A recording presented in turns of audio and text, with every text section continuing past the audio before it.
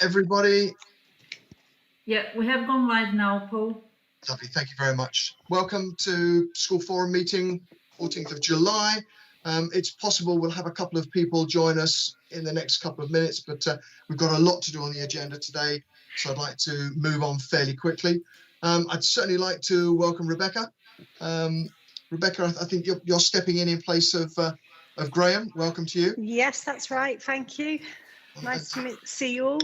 And I'm sure you will be as strong a champion of young people in education as Graham certainly was. He was a strong supporter of School Forum, and I'm pleased to see he's gone on to do, is it called bigger and better things? You could say that, yeah. Great, then with no further ado, any other business, I've got 3 or 4 items on any other business. Alongside singing Catherine happy birthday, I'd like to discuss the future meeting format.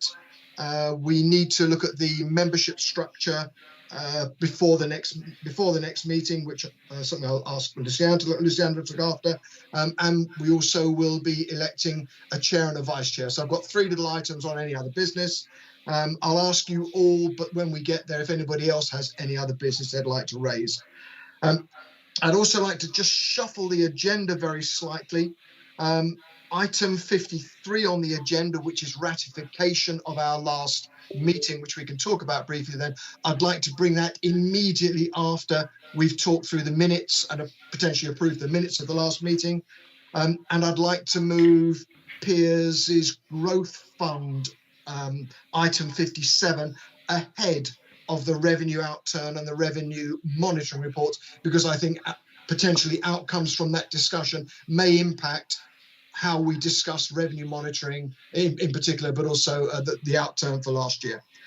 So with those little bits, if there's nothing anybody else would like to raise at this point, if I can step straight in and ask Luciana and anybody else on the call, are we aware of any apologies for non-attendance? Yeah, we have apologies from Sean Leather from the Holt, and Amanda Woodfin from Boomers. She's sending the school business manager in her place today. And I believe that Lynn Samuel has sent her apologies. Okay. Is anybody else aware of any other apologies? If not, thank you for those. We will minute those. Could we move on to look at initially factual corrections, item 51 from the minutes of the meeting held on the 17th of March. I hope you've all had a chance to look through them. I will very quickly run through, and if I don't see any hands go up or anybody shout, then I will continue to the end. So page 7, page 8, page 9, page 10, page 11, page 12, page 13. I can't see any hands. In that case, if my next opportunity, I will sign those on your behalf as an accurate record of our meeting on the 17th. Luciana will hold me to account for that. Could we move on to matters arising from the minutes of the 17th of March? We have a document submitted by the officers, which is item 51.1. Catherine, would you be the right person to ask? And Lynn would normally lead us with, but could you take us through the matters arising that you've answered, please? Yeah, of course. Right, okay, so we've got 4 items. First of all was insurance. Obviously maintained schools could go to the RPA this year, and 18 did and 17 stayed with us out of the 35 maintained schools we still have. And 17 chose to stay with the council. 5 signed up to a 2-year deal that we'd asked schools if they wanted to sign up for 2 years until the current insurance contract finished. We're going to be looking at insurance and consult on that. But because of the low numbers, we probably think it would be unlikely that we would offer that after the contract finishes in 2023. Okay, thank you. For early years, the DfE changed the way that they're funding us this year. So the income that we get in is normally based on the January census, and then we get an adjustment after the year end. This year they've recognised that the January 20 census was probably going to be a bit understated. So they've said that we've put in our summer head count, and they're going to divide the difference between the two for the spring term, and then use the summer head count for the summer term. We're going to submit another one in autumn and another one for January next year. So we're not going to know what our adjustment is for last financial year until November this year. So normally at this point in time, we'd know how much of the provider reserve fund had been used, how much we could pass on to any settings if there was anything left over. But we're not going to know that till November now. So we'll have to wait until November and let everyone know then. Are you aware, Catherine, of any implications that may have for providers? And in saying that, Ian, if you've got any comment that you felt might help us. It shouldn't affect providers because we've set the rates at the beginning of this year, and they're just going to be funded on the hours that they have. It's just the income that we get in to us. And numbers are continuing to rise, so I think that's a good thing. Ian, I don't know if you had any comments on that. I saw this note, and I've sent out a message to settings to say that this is possibly going to be the case. Mm-hmm. I know some of the smaller settings do enjoy this little bonus they get around about September time because it fills a hole in their budgets. But it is what it is. It's COVID time, so we're just going to have to deal with it. Is this likely to carry on past this year, Catherine? We're not sure. I had a meeting with the DfE actually on Friday, and they're not really sure what's going to happen to next year. I think they think by January next year it will be normal, and so the January 22 headcount will be used.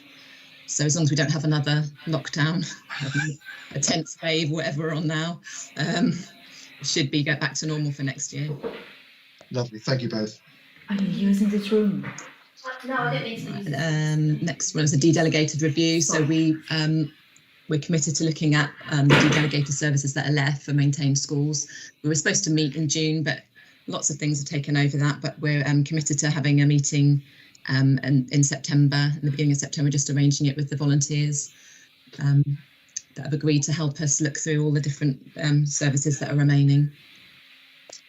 And do you think the volunteers know who they are? I mean, I think Karina, I had a recollection that you'd volunteered. Are we comfortable that you have sufficient colleagues supporting you for this activity?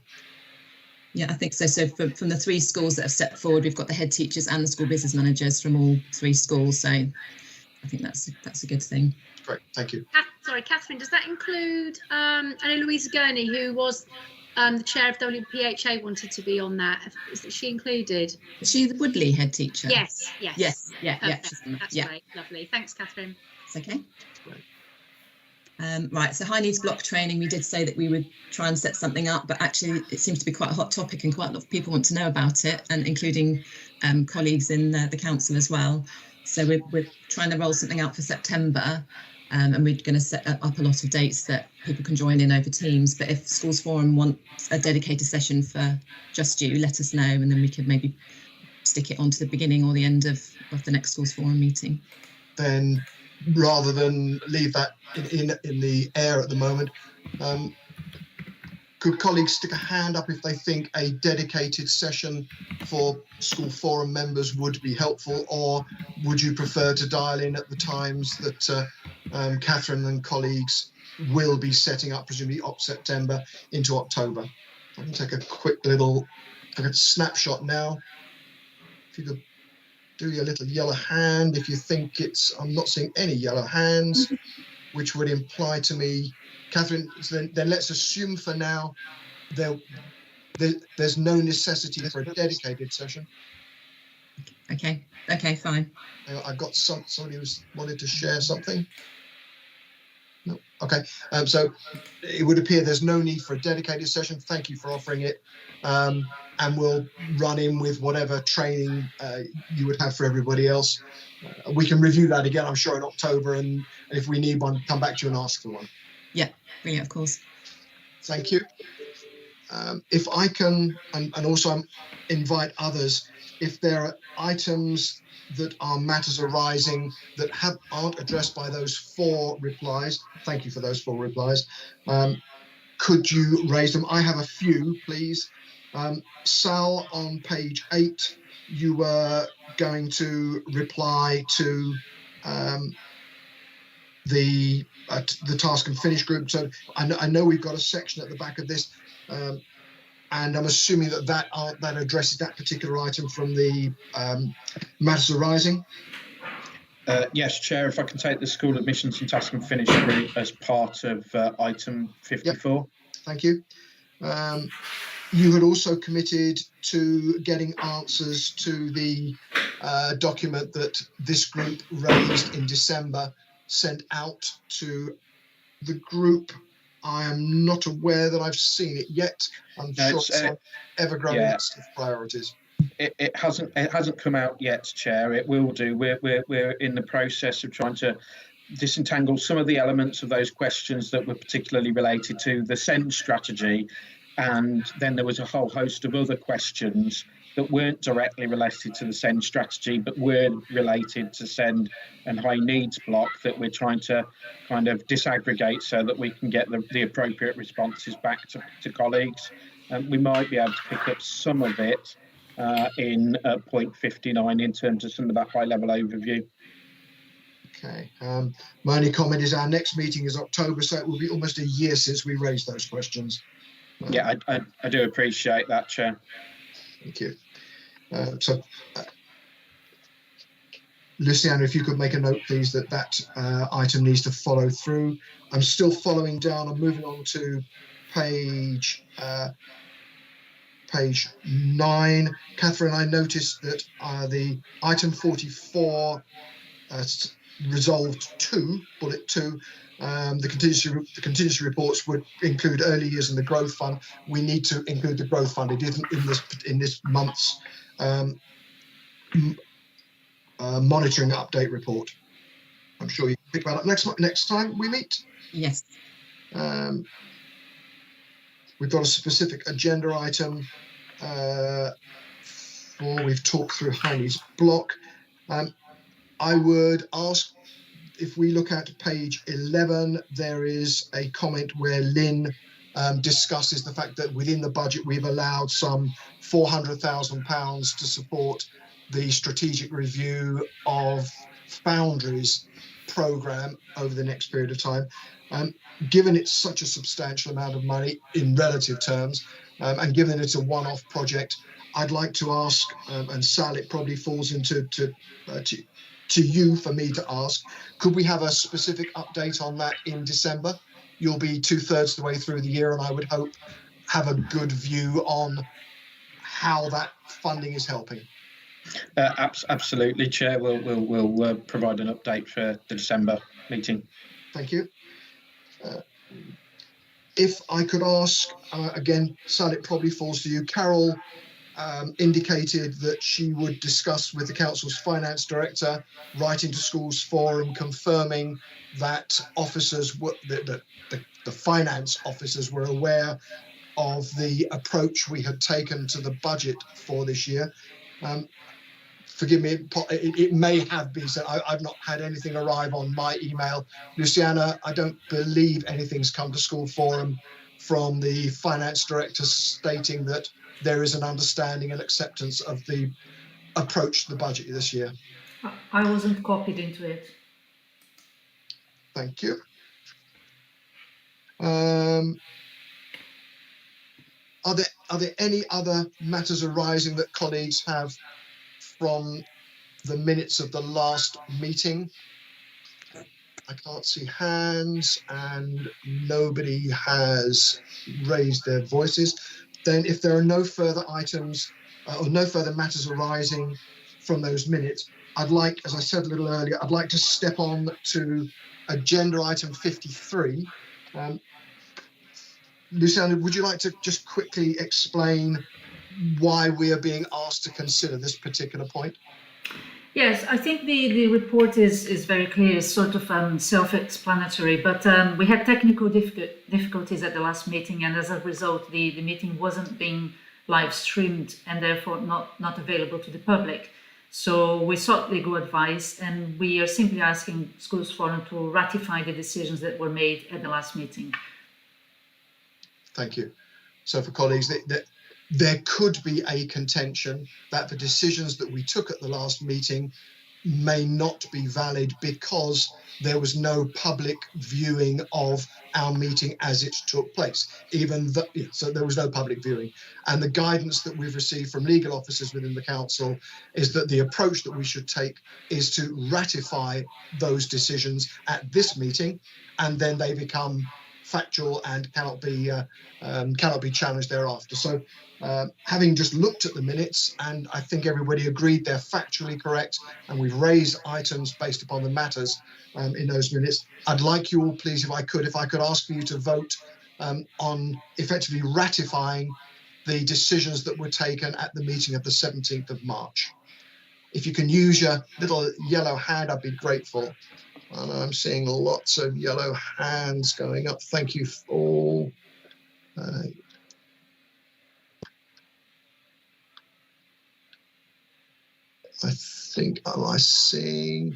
think that is unanimous, Luciana.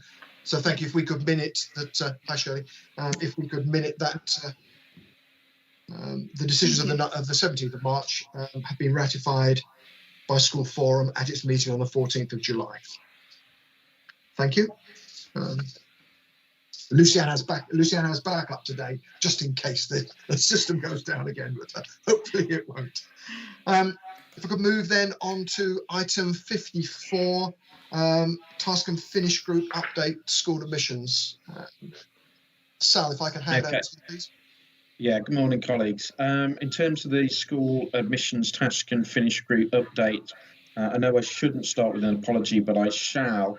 Unfortunately, you seem to have got the October 2020 paper as part of this pack, rather than the more up-to-date version. However, I'll give a verbal update, and we can circulate an updated paper directly after the meeting. So I do apologise that you've got a previous paper as part of the pack. However, I can say that the Schools Forum task and the School Admissions Task and Finish group has met twice since that paper in October 2020. So we've met on the 20th of April, where the primary focus of the meeting was looking at the Fair Access Protocol and taking account of the consultation feedback that we had received. We had one shared feedback response from the Secondary Federation in respect of the Fair Access Protocol, and went through those within the Task and Finish group meeting and adopted and amended based on that feedback and the changes requested. We also started to look at what the work plan and the types of things that the Task and Finish group would wish to focus on going forward. We met again earlier this week, so again on Monday we had a meeting which we were to sign off all the formal changes made to the fact document, but we've agreed that actually we just need to make sure that we're reviewing it in the light of the release of the updated admissions code amendments that have just been released, so that we can make sure that it's fully aligned with the new national code. We've also had some discussions around the management of wait lists for schools, and how we can better manage those in terms of schools having their wait lists in order to manage, and how we work with schools around that. So we're putting in place or going to be developing some arrangements in order to make that happen, really, so that schools can manage their own wait lists rather than them being directly managed through the local authority arrangements. We also had some updates on activity that's about to commence in relation to consultation in relation to the secondary school strategy for the next 10 years. And there will be a consultation that's going to be coming out. It will last over the summer and into the autumn term, because we do recognise that we're so close to the end of this term and end of the school year that we don't want to condense the consultation in, and we don't want colleagues to be having to worry about consultation over school holidays. So we will be running that into the autumn term so that everybody has an opportunity to contribute. In essence, what our sufficiency information is telling us is that we are likely to be seeing bulges. We're in the middle of a bulge, and we're likely to see some further bulge in some years' time, and therefore we need to start to really consider what will be our approach to managing those bulge arrangements, be that seeking to work with schools in terms of some expansion, whether that might be new schools. So we want to consult about what our partners, what our schools, colleagues, and what parents and carers think might be the best approaches for us to be taking as we move forward. And then a final thing that the Task and Finish group were alerted to was that we will, in September, so in the autumn term, we will be launching a consultation in respect of post-16 learning, so that that can start to inform a post-16 strategy review for Woking and Borough as well. So there are a number of strands of activity that are going on that the Task and Finish group are going to be keenly involved in. And then the final thing, there's two things just to flag up. One is, although in October of last year, the terms of reference were agreed for the Task and Finish group, more recently there has been a request that we again review our terms of reference, and it will be appropriate for us to do that in the autumn term, because we're a year in, because actually I think it's moving away from being Task and Finish, which is suggestive of you do a piece of work and then the group's closed down, to something which is a more substantive subgroup of the schools forum. Also, we need to make some amendments in there in terms of ensuring that we have the right membership. So there's some elements in there around clarification around the membership of elected members as part of that group, but also ensuring that we're getting the appropriate spread in terms of membership from across the schools and settings community. And then this is the final point. Delighted to say that at the last meeting we elected a formal chair for the group, which is Brian Prebble from Rivermead, who accepted to take on the role of chairing the Task and Finish group as is. So that provides hopefully provides colleagues with a high level kind of update on what the Task and Finish group is considering, the things that they're currently thinking about, and as I say, we will update a formal report and have that circulated, so that you don't have the 2020 report. You have one that's July 21. So if I can take things in a number of segments, if we can leave the terms of reference and that piece, if I can ask colleagues, are there any broad questions to Sal about this group? Okay. Yeah, Ginny, you've got your hand up. Morning, Sal. I just I had thought, but I might be wrong, that you were needing some provision for September 2022 at secondary level. Recognising the timescales of parental decision and therefore the impact on secondary school marketing events such as Open mornings and evenings. It would be good for secondary to understand the timing of the strategy. We are very keen to act in a partnership, fair and decent way to fellow schools, but of course with the local authority as well. It seems to me that time is very much against you in that, and so to save the rush at the beginning of September, because I think you'll find open events start as early as the first week in September. Can you just give us a sense of what your plans are for decision making and the transparency of the same?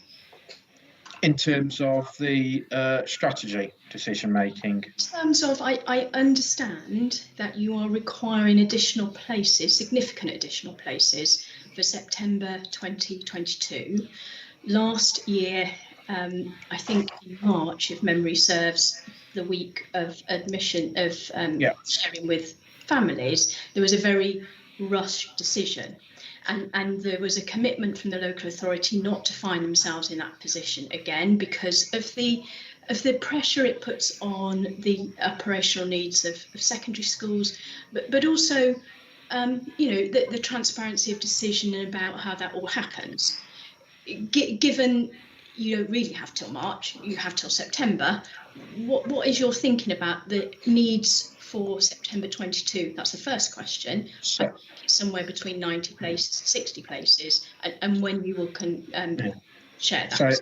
So certainly our my plan is that we will start to look at having those conversations with schools much earlier, because I do appreciate everything you say about the pressures that put on schools in terms of what felt like the very last minute nature of those conversations earlier this year. So I would anticipate that some of those conversations do need to start from September 21 in terms of thinking through what are the potential anticipated numbers that we might need in terms of secondary schools for September 2022. It is a bit challenging in as much as whilst we can work on our sufficiency estimates, they are just that. It's really difficult for us to be absolutely precise so early on in the year, given that we also need to take account of the volume of school applications for secondary school as they come in. But like I say, I would be seeking for us to be having those conversations with colleagues very much earlier on in the academic year, so that we're not waiting until 2022 to be having those sorts of conversations. So I would be expecting that colleagues from within the council will be contacting head teachers, certainly sort of late September, I would have thought, in terms of starting to have those conversations about what our likely need may be come September 2022. Hopefully the work on the strategy is the stuff that will make sure that we're not back into that sort of position year on year. Just to share that is simply too late, because there will be, I believe those conversations have already begun, forgive me, and it's just a sort of a critical import, I think, about fairness of schools to the left and right of one another, that I think those conversations have already taken place. There are some schools where that has progressed in sense of better clarity than with others, and parents will need to understand in the marketing events about whether there is additional tutor groups going into specific schools or not. And as you know, I know you well know this, and it's well rehearsed. The implications are so. I would just say to you, it is rather too late. Well, I think we will be doing everything we possibly can to provide us with as much time as we possibly can in order to then implement whatever additional places at schools that we need to have. It is a challenging period. I think you're right to say that some initial conversations have been happening, but in terms of that formalisation and that clarification of decision making, I think that is likely to be in September. However, I'm happy to take that back with our place planning colleagues to see whether we can expedite that. That sounds to me to be the request that Ginny is making. Sal, if you could take that on, please. I've got 2 or 3 colleagues with hands up. Forgive me, I've got an icon that says CC, but I can't identify who that is. It's Chris Conium, Chair, Hello, Chris. for Amanda Woodfin at Bournemouth. You said earlier in the matters arising that the points have been covered in Agenda 54, Sal. So it was, can I just confirm that we did get a response to the questions raised? I think you suggested there be responded by Easter for the questions that were raised by Amanda.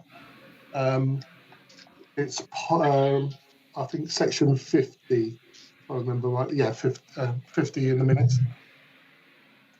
I believe a response has been provided, but I will double check. I just wonder for that, Chair, that it should be commented on as a matters arising, because it is an outstanding item.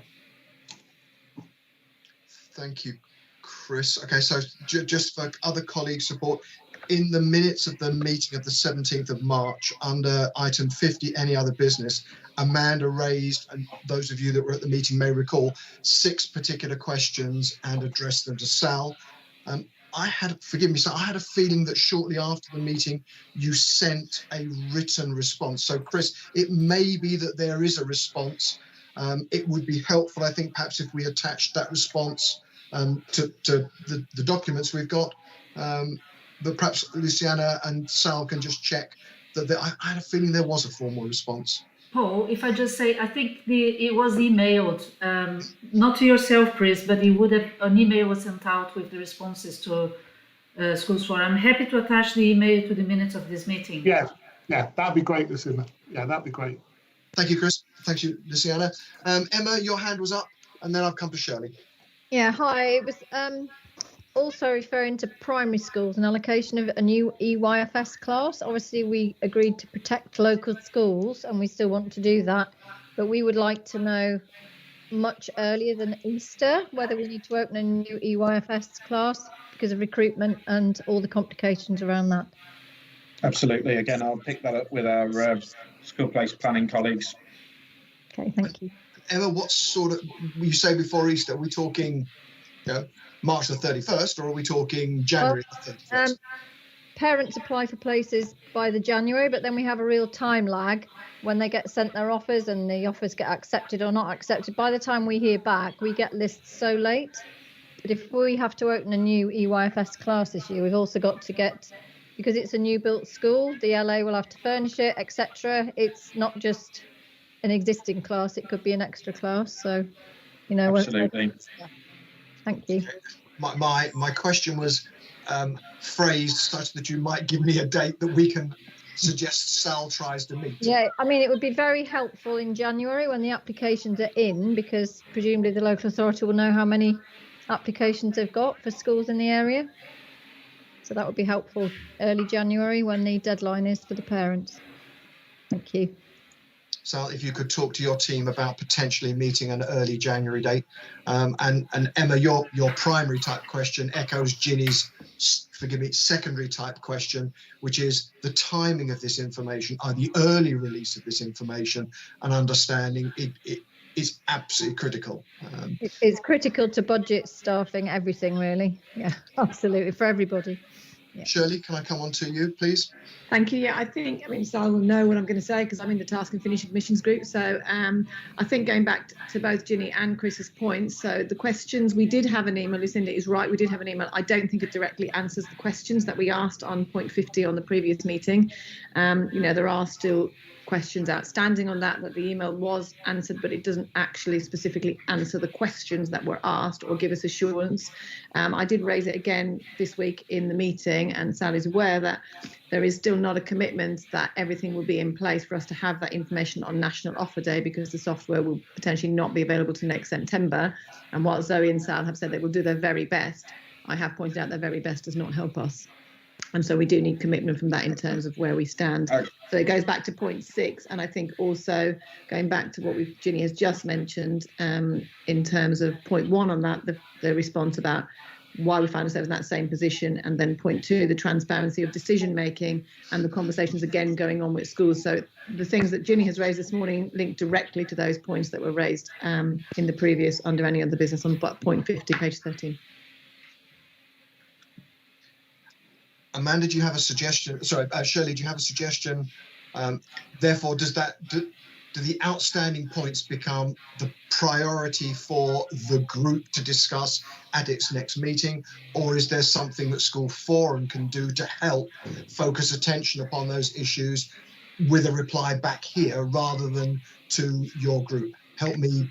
I think it's important that reply comes back to here as well, because, you know, as part of that group, I know Sal is doing the best he can to try and get that, but I also have to feed back, like Ben and Amanda, who are on that group, to my Federation colleagues. And sometimes I feel that then I'm having to bring back a message that isn't going to be one that people want to hear. So there's no commitment that we will have all that information by offer. There's a commitment that we will try, but based on where we're at now, I'm not feeling confident of that. So I think a reaction back to forum would be what I would ask. Yeah, if I may respond to that, I think one of the things that to report is that we are looking to develop a new portal for school admissions, which will enable real-time reporting and access by all schools. However, the time it will take to develop that portal, to get it in place, to get it up and working, as Shirley says, is not going to be for at least another 12 months. In the intervening period, Zoe and I are looking at what we can do in order to try and expedite that information earlier and sooner, as per the request, you know. However, until we've done that work to be able to understand it, I can't give a cast iron guarantee that we will be able to get that by the National Offer Day. Yeah, we will do our absolute utmost to get it in advance of that. You know, and I've given my commitment to say that we will do absolutely everything we possibly can. But at this point in time, I cannot confirm a date. And I think, Chair, going back to the point, I think that's why it needs to come back to forum, and equally point 3 on the EHCPs, all year 6s placed by September. I'm still not convinced all year 6 students have been placed by this September. So these points are directly linked to now. So whilst we have assurance, I think it's important that this body has the information back so they can act accordingly as required, because Sally is doing his very best. And that's great, but sometimes we do need to be really clear. And I think this forum need to be aware that while this has been said, if it's not happening, we also need to know and look at what we can as a forum do to support that, and actually out to our wider community and the media. And as Ginny's point, marketing, etc., is quite important to keep us together and not have, I think, head teachers and local authority and councillors all kind of having an issue with not knowing the accurate information. Okay, thank you. I think I understand that there is a recognition that Sal and the team are going to do their very best in this particular year, but I also hear that your understanding of the replies that were given to the questions or the points that Amanda raised were not as fulsome as they either should have been or ought to have been.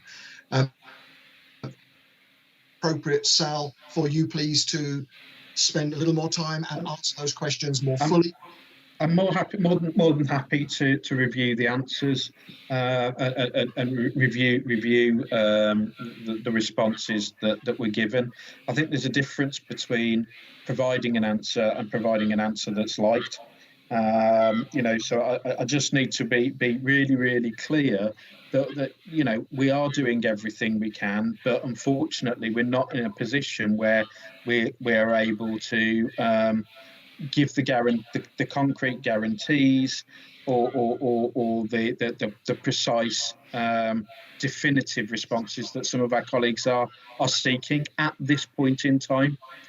But what I'll endeavour to do as much as I possibly can to get those responses as clearly as I possibly can. Okay. And I accept that, Chair, but I think just to make the point, this is not the first year these questions have been asked, and as I think as head teachers we have said, a spreadsheet is fine. It doesn't have to be the all singing and dancing. Every other local authority that I've spoken to so far give this information. I'll leave it at that for you to move forward. Thank you. Sal, I'm looking at the questions now. 6 of them are request replies based upon historic activity. One of them, item 4, is talking about the provision of information. I would ask you please to look at the 5 questions that are about historic activity and why things have happened or whatever, and check your replies and perhaps make them more fulsome. Item 4, I would like you please to consider that if you could and share whatever you can with the group. Is it reasonable to ask you to do that outside of the cycle of the next meeting? The next meeting is not until October, which is way too late. No, absolutely. I ask that you perhaps provide us within 30 days an answer to these questions? Yeah, absolutely. Thank you. Shirley, Ginny, others, does that sound a reasonable approach to the challenge we've got? Yes, I think that's sensible, Chair. Yes, I think it's sensible. Thank you. Thank you. Rebecca, I can see you've got your hand up. Yeah, thank you. I just, obviously being new to this as well myself, Sal, maybe we could talk this through offline, but it'd be good to understand why there is a hold up with this information, because obviously it's so pivotal to everybody here that's involved. You know, as a local councillor as well, this affects us all. And, so maybe, Sal, we could talk. I'd be interested to take this, offline and be interested to find out, what the actual practicalities are behind this and why, it is obviously a challenge to get this information to the head teachers, because from what I'm hearing here, this is an ongoing yearly issue. So if maybe we could do that at some point, Sal. Thank you. Absolutely. Councillor Margetts, I'll seek to arrange a time with you where we can go through the whole school admissions arrangements. Thank you. Okay. Are there any other questions or points from colleagues? I think, Sal, you've got yet another item to add to your ever-growing priority list. But this is one that has should be very close to the top, if not at the top. I'm sure you've got others to do as well. Brian, if I can perhaps pass over to you a little bit in terms of the terms of reference and the makeup of the committee, and just ask you, as the new chair of this, whatever the new name for it's going to be, just to share with us the approach to bringing the right constitution together, or the right membership together. Yeah, we did discuss this at the last meeting, and it was talked about having a rotational of other heads from other schools outside school forum joining. I think that's right, isn't it, Sal?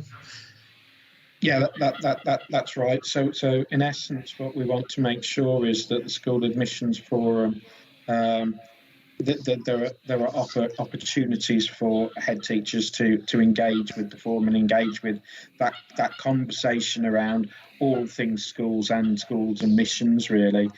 We didn't want to get it too focused into almost kind of select individuals, because we want that breadth of engagement. We want everybody's contribution as best as we possibly can. So we're thinking about how we might manage that kind of rotational approach.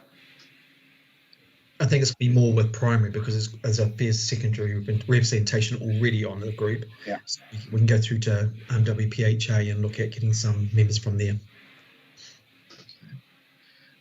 If I may, from looking from my perspective, Sal, your comment about the fact that it currently has the title of Task and Finish Group is inappropriate. It sounds to be correct. This doesn't sound like an activity task. This is a rolling, evolving program. So clearly it's going to need a new name.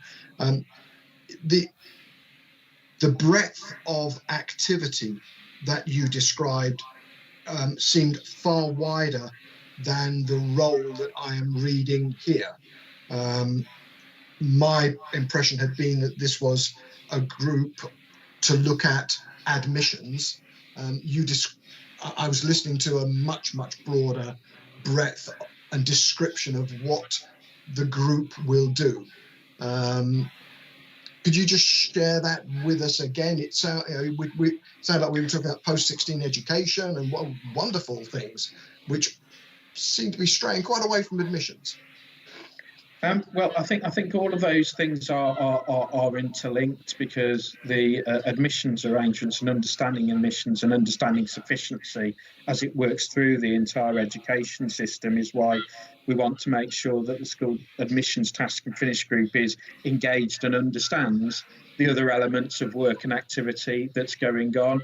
It's not necessarily that the group will be driving or leading those pieces of work, but clearly they need to be aware of, informed and partially engaged with it, as the whole school community ought to be.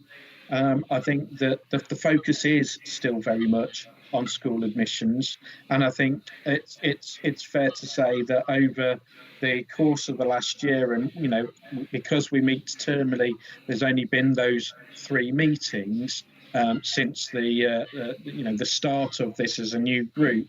I think it's finding its agenda and developing its work programme, as opposed to what was initially suggested as the draft terms of reference to kick it all off a year ago.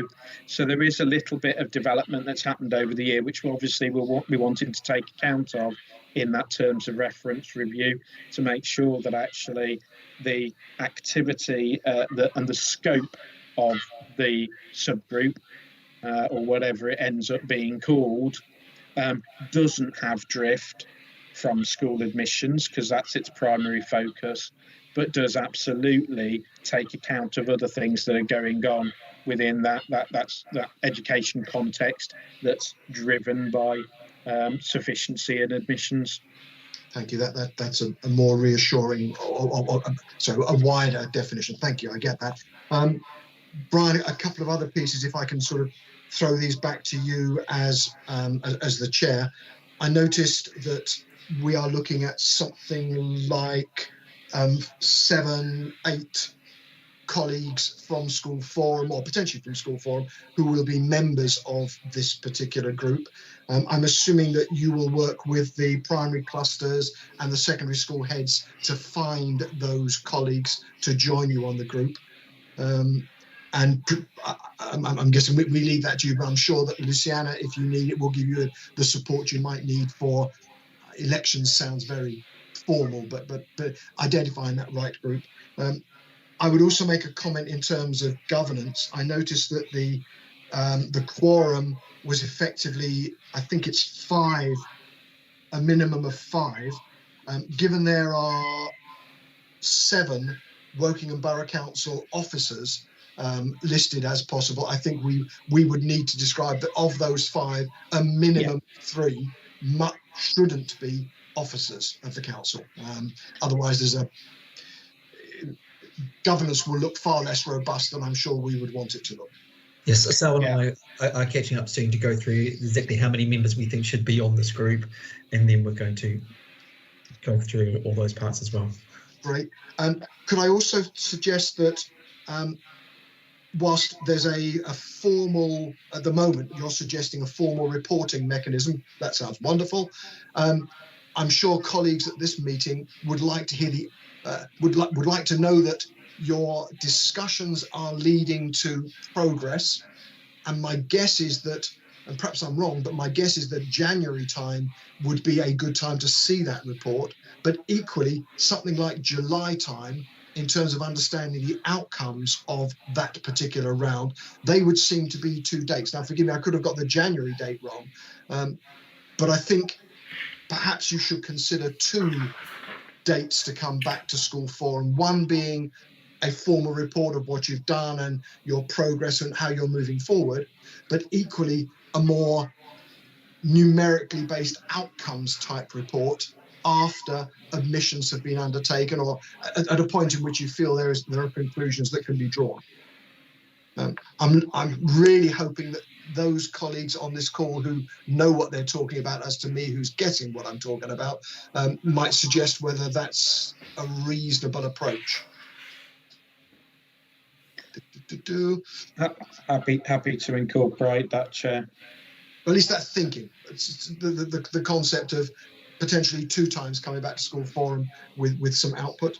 I note that you've not got any experts. My knowledge of schools are that within schools there are some real experts in and around this area, and whilst head teachers are great voices and passionate, it may be that you might want to look at having some experts join you as well. You know, the coalface type. This is how it really works, as opposed to what everybody might feel how it works. And I think my last little comment, forgive me for taking up so much time, is Sal, whilst I hear the concept of rotating and bringing people on and giving people exposure, yeah, that's great. But it also tends to water down initiatives and progress, because you're constantly having to refresh people and bring them up to speed and take in new points. So forgive me, I would countenance some solidity and strength and stability to your group rather than constant change, despite the fact I appreciate constant change brings in different voices. I think on the terms of reference, this is about 2 years that the people are not for 2 years, and the cycles after that. And that request around rotation is not one that's being driven from the local authority perspective. It's come from schools that have come, from your leadership that suggested that might be an approach that we wish to take. So we want to explore it clearly. We do want to make sure that we've got the right representation, that people that do know and can engage, but at the same time recognise the whole host of other pressures that colleagues have on their time. So having an ad infinitum kind of engagement is not something that we as a collective we think is the right approach. That actually there does need to be that kind of shift through, and as Brian says, it's hopefully enough time to make sure that colleagues are up to speed, are able to engage, are able to inform and be part, active participants within the group and within the developments that take place during that period, and then do shift and bring on board new people as some colleagues move on. Thank you. So forgive me for having taken up the last 5-10 minutes. I'm now looking for, are there any other comments or issues that colleagues would like to raise to Sal and or Brian in terms of whatever the new name for this admissions team ends up being? I can't see anybody's hands up. Nobody is raising a voice. Then thank you very much for item 54. As I said a little bit, I'd like to bring item 57. Piers, I'd like to bring your item to the fore. This is the item about the growth fund, in particular because I think there might be some issues that come out of the growth fund that are applicable to the revenue outturn and the revenue monitoring reports that we will receive shortly. So if I could ask Piers if you could bring item 57, and if we could table that now. Thank you, Chair. Just as a matter of protocol, who is bringing forward the paperwork? I'm quite happy to do it. I just want to make sure it's really a question for Lucy-Anne. If you mean putting it on the screen. That's right, exactly that. If Catherine's still on the call and has the papers available, she seems expert at handling documentation on the screen. Look at that. No, someone suggested that it's there. Lovely. Thank you, Catherine. Excellent. Thank you very much. So not as slick as we might have hoped, perhaps. Right. Okay. The purpose of the growth fund is to fund growth in the number of places driven by continuing growth in the number of pupils in the borough. Our problems are, I suppose, essentially twofold. We have continuing growth in Key Stage 2. Pupils are moving, or families are moving into the borough, and we were fairly close to capacity, so the numbers are growing in Key Stage 2.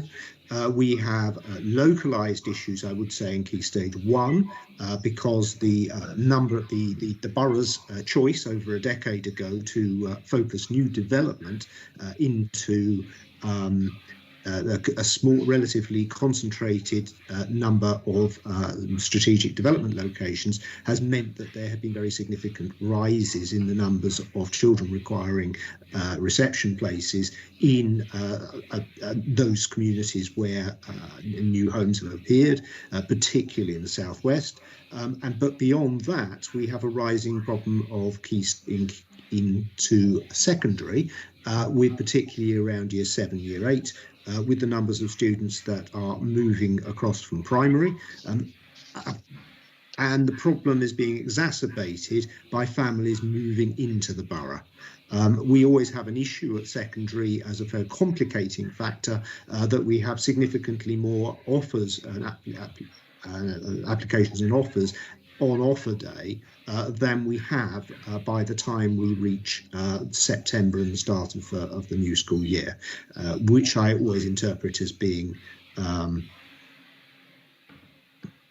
a factor. Sorry, somebody else is messaging me, which I interpret as being a result of families moving into their children into the independent school sector. We don't know where all of these children go to. They just tell us they don't require school places, but quite a significant number of them do tell us which schools they've gone to. So you have some evidence to that effect.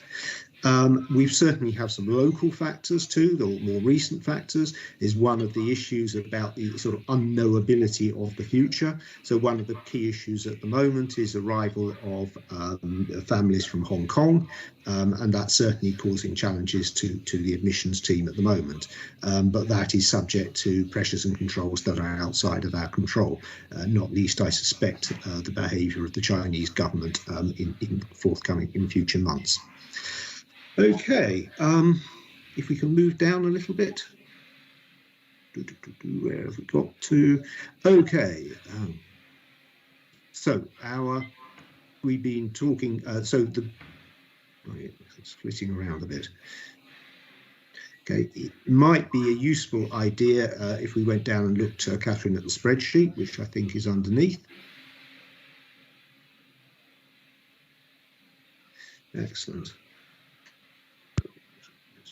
Okay, now, first things I would observe about funding for this is that this is very much reliant on carry forward from last year.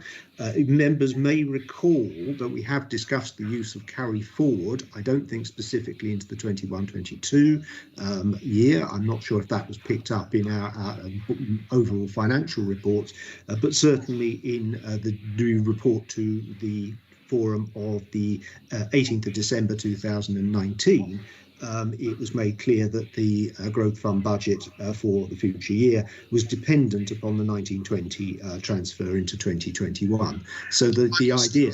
Second, Piers, it was not made clear that that would be the case for 2021, 21-22. No, I may well be the case. It's not. If I can finish, please. And one of the issues I will be raising with you, and possibly others may as well, is how we have achieved a very significant 50% change in the position we anticipated last October, page 53 of the minutes, when we said £800,000 would be adequate for this current year, and we're now looking at £1.2 million or over £1 million. But if you can continue this, I'll come back to that point, because I think it's an important point. Yeah. Okay. No, I can believe that is the case, but it certainly wasn't covered. What I was going to say, Paul, Chair, was that it wasn't covered in any report that I've written. So it would only have been covered in the core financial reports, the overarching report on the state of the dedicated schools grant. So I haven't reported it. I think that's the point that I was really trying to make. but we have raised the issue in previous years for those, that carry forward is important. The principal problems, as you can see here, are being reflected in specific agreements made for 2000, or the specific payments are agreements that are made for 1920. There are some specific agreements, particularly around the primary sector, which are reflected in the figures that are in front of you, but the schools and the payments that are made are not recorded in this as individual itemised items. And I would think that in future, once we finalise those amounts, then we will be reporting those lines in the way that we've done for the secondary sector. And this reflects the challenges predominantly, well, the challenges at the moment of ensuring that we've got sufficient Year 7 places. So that has been the major challenge for us, is that we've had to agree places in a number of secondary schools rather than focusing in one or two. So that's where the money is going. And as I say, otherwise, particularly into Key Stage 2, it is likely that we will need to agree additional capacity for Year 8, at least one additional class. So I would anticipate that there will be another whole class agreed at that point. When we have agreement on that. If we can look down a little bit. So that's in the top block. There are a number of existing projects which have been reported previously. So we're finishing off on payments to longer established schools supporting the growth. For example, Montague Park is recorded here.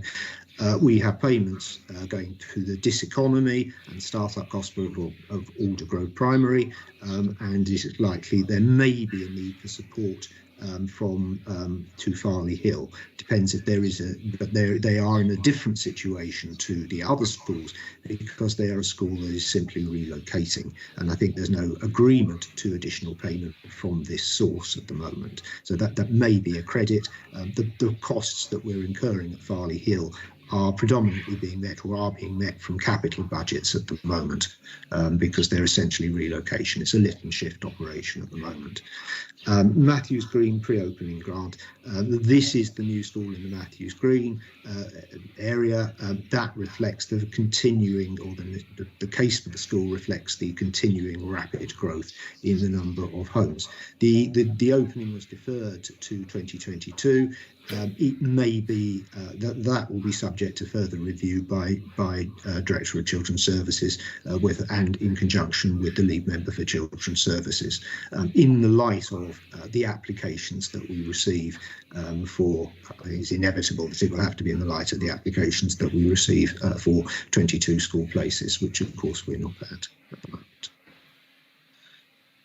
So at the moment, the budget, given the carry forward, which, as Chair has noted, is an issue of contention, with the carry forward, we think that there will be a very small surplus at the end of the year, and that just reflects, and that therefore presents an obvious question and mark about what the 22-23 budget will look like. But I can certainly say that we haven't yet got to the stage of working out what we think the needs will be for that year. Okay, Ben, you've got your hand up. Would you like to ask a question? Thank you, Paul. Obviously, we've already had the conversation about admissions for 2022, which has a bearing on growth funding that might be put in place. But I'm going back to this table. When schools were discussed about extra places in March of this year, which we've talked about being very late in the day, it was described that schools might offer extra places and go above their admission numbers with funding supporting them. I'm trying to understand why there are 4 schools who've been named to receive extra funding, but there are other schools who have taken additional children at the local authority's request who are not being named here. Thank you. There's a very clear distinction between those schools, which was set out in the letter, where the extra places were made on the expectation that the numbers would drop back to the original role by the start of the school year, and those schools that have expect to be able to maintain the resources to offer additional places into the start of into the actual start of the academic year. So there are some schools in here which are obviously going to be employing, in the sense that we're all confident that that will be the case. They will have additional students on the roll. They will be employing the additional staff. And of course, we have to give them certainty, even if it transpires that actually the role isn't increased at the point of by the 1st of September. There will be other schools where we've agreed on the basis that we expected that the numbers would drop back, and therefore we would not be making additional payments.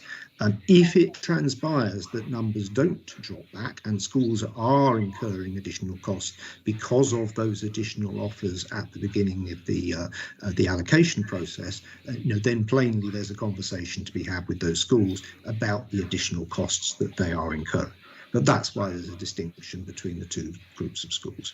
And any school that thinks that actually the numbers aren't dropping back and that is a consequence of the initial round of allocations, feel free to contact me.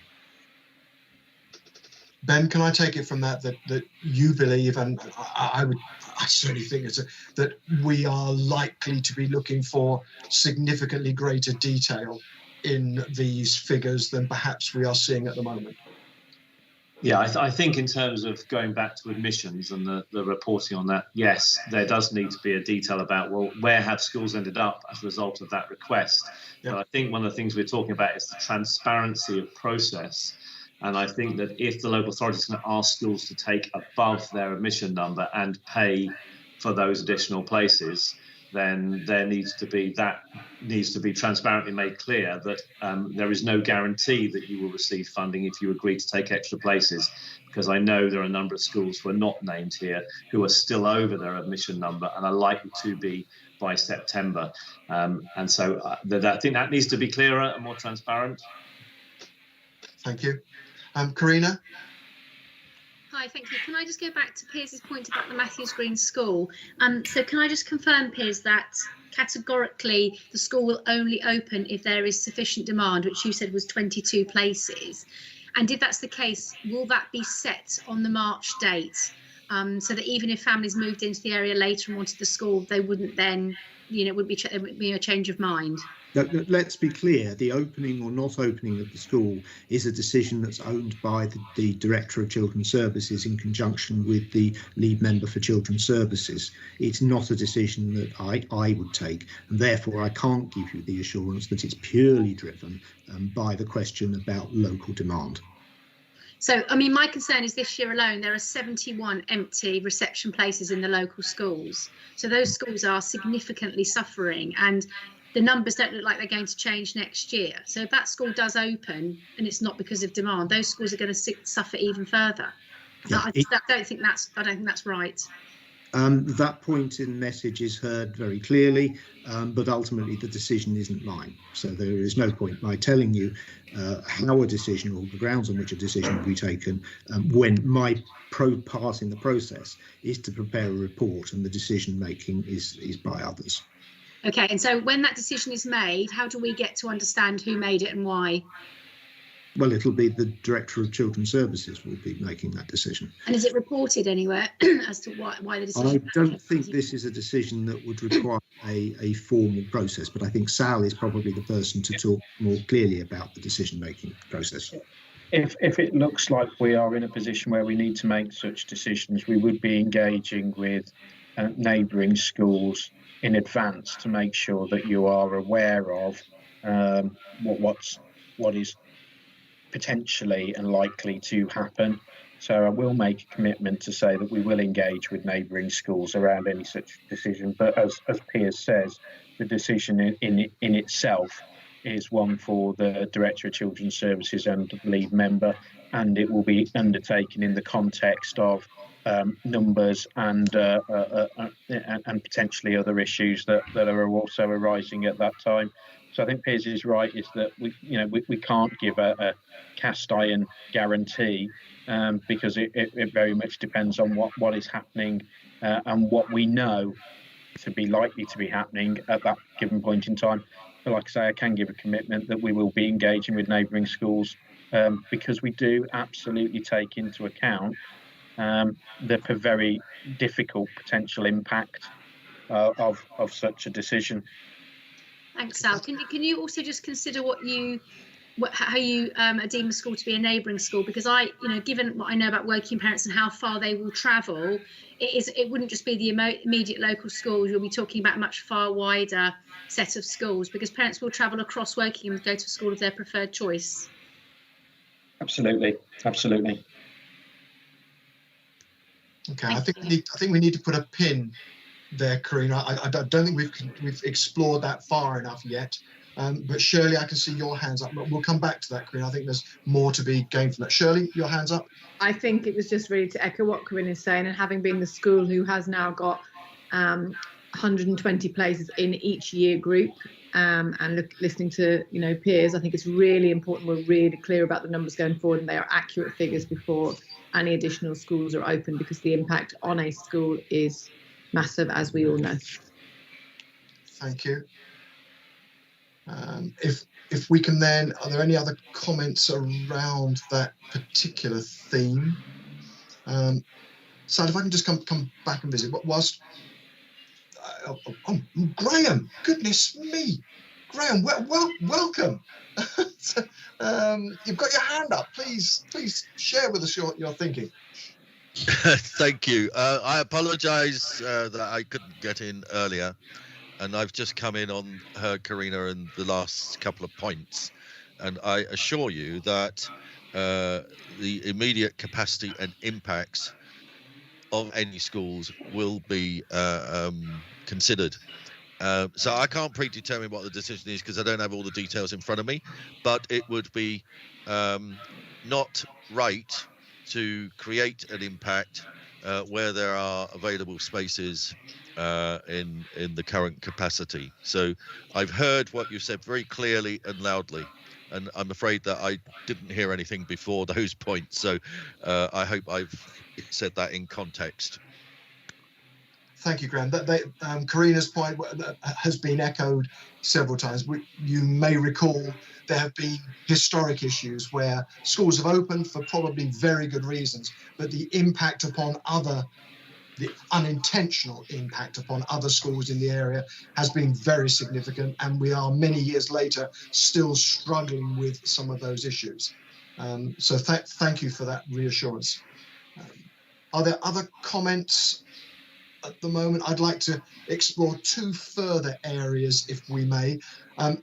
Colleagues may recall that several years ago we agreed that the growth fund would be used for a growth fund, in other words, to fund changes in pupil numbers that were increases. We have always had the option, but not taken it, of having similar support mechanisms for decreasing numbers.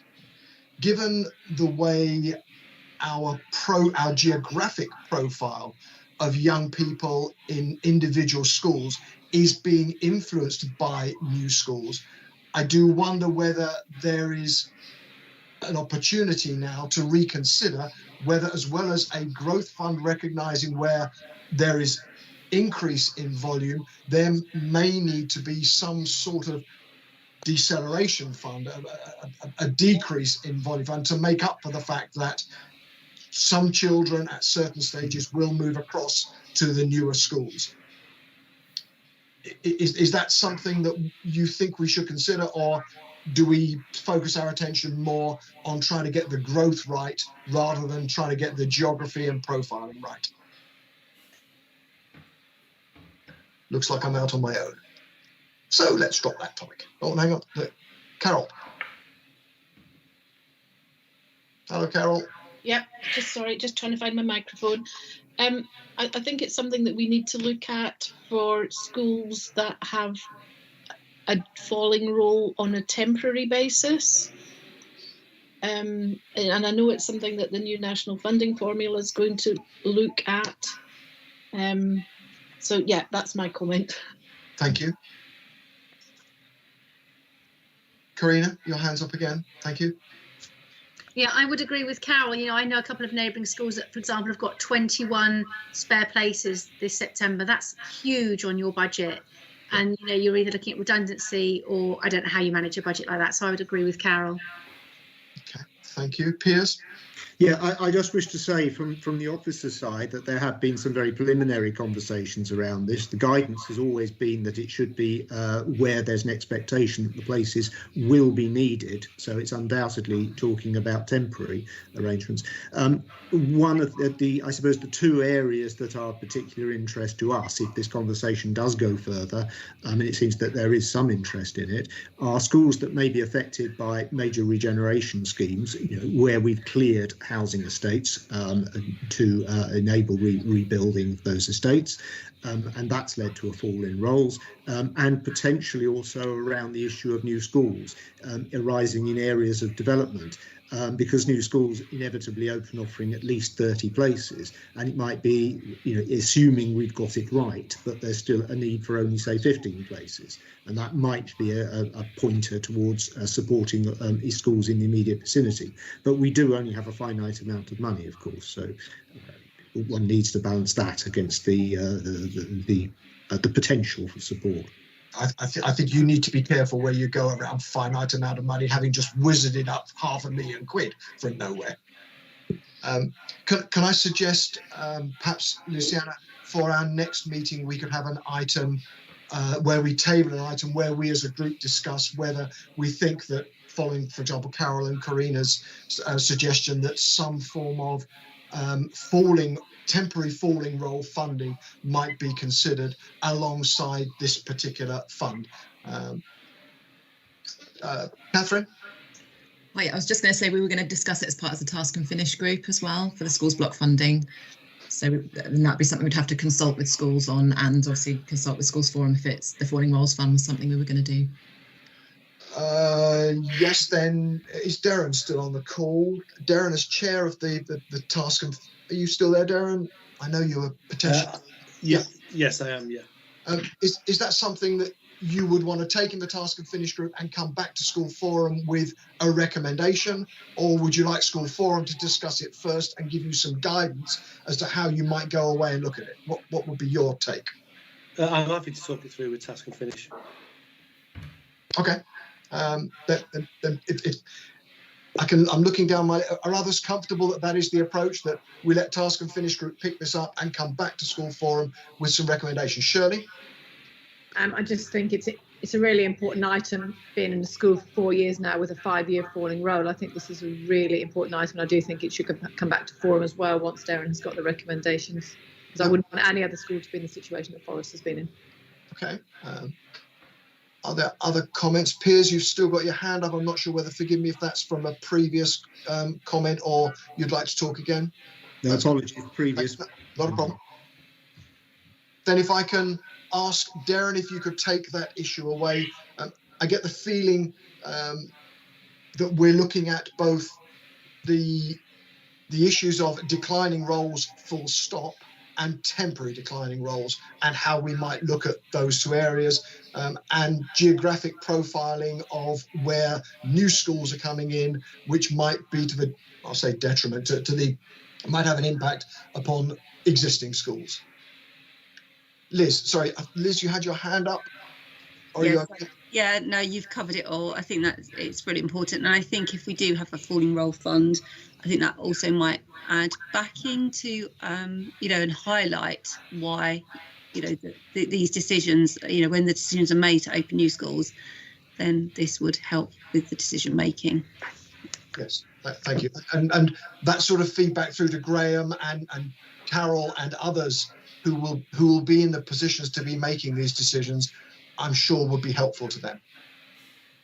Thank you. Then if I can move from the subject of how the growth fund might evolve over the next period, I have a real, as you probably gathered, Piers, a real bee in my bonnet about how in October we can suggest that 800,000 would be enough for the year.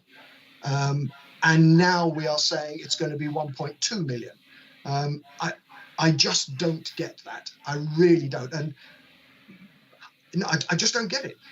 Perhaps you could explain to me which of these line items has appeared since you gave the commitment back in October that 800,000 would be sufficient. I would come back with a variance analysis. Okay, all right, thank you. I'd be grateful if you could, and I would be grateful, please, if it could be included with the documents that come out following this meeting. So is 7 days adequate for you to prepare that variance analysis and add it to the minutes? No. Can I ask what would be appropriate? Because forgive me, there's only 20 lines on this report, and it can't be too difficult to compare 20 lines with what must have been a fewer number of lines in the previous report. Chair, I think what we will do is we will go and undertake the variance analysis, and as soon as that is completed, we will circulate to Schools Forum as an addendum to the minutes. Until we commence the work, till Piers commences the work, I think it's very difficult to put a definitive date on it, but we will expedite it. We'll prioritise doing that piece of work for you. Thank you, Sal. I'd also like to ask School Forum as a group. I think I'm reasonably up with our numbers. I do not recall us recognising, perhaps failing on our part. Are we, as a group, prepared for the fact that any underspend in any year on a budgeted line item like this should be considered as a carry forward to the next year? Or should we be recognising that lower than anticipated spend and therefore have a specific budget for the following year's spend? I could be in a world of my own here with numbers, forgive me. And looking at the lack of hands going up there, I am in a world of my own with these numbers, in which case I shall let the matter drop, and we will continue to proceed as we are. If there are no further questions on the growth fund update, so I'll just give you a second or two for any hands to go up or microphones to come on. Then fine, if we can, thank you, Piers. I know I always give you a hard time. Forgive me, it's just trying to get through these numbers and understand where they're coming and where they're going. It scares me when I see year one figures for 2021 adding up to 800,000 and a possible implication that they're going to go on for year 2, 3, 4 and 5. Just scares the living daylights out of me. Right. Item 55, revenue outturn. Catherine, I think we're turning to you. Oh, sorry, Shirley, you had a... No. I was just going to say, Paul, I do agree with you, and I am concerned about the numbers again. So you're not on your own seeing numbers, so I do agree with you. And thank you for raising it. Thanks. Thank you. Catherine, agenda item 55. Yep, so this is the outturn for last financial year. We had a net overspend of 3.17 million. And that was, we originally forecasted 2.8 million. So the variance there was, we've got some key movements.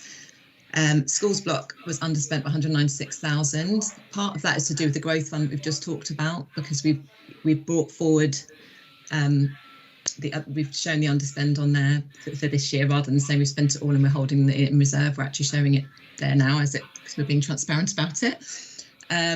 The de-delegation for the contingency, the 55,000 was unspent, so that was part of the underspend as well. Supply cover was actually, for the maternity cover, was overspent by 100,000. We've tried to, we knew that it was going to be a lot, and that's why we've increased the de-delegated rates for this current financial year. But it's something that we're going to be discussing as part of the de-delegated review. High needs block had an adverse movement of 239,000. This is mainly to do with mainstream top-ups. We've now, since May, had a much better process and discussions with our SEND team colleagues about getting better information and quicker information to us so we can inform our forecasting. So that's going to be much better going forward. We had 66,000 increase in spend for targeted education. That was an increase in education other than at school.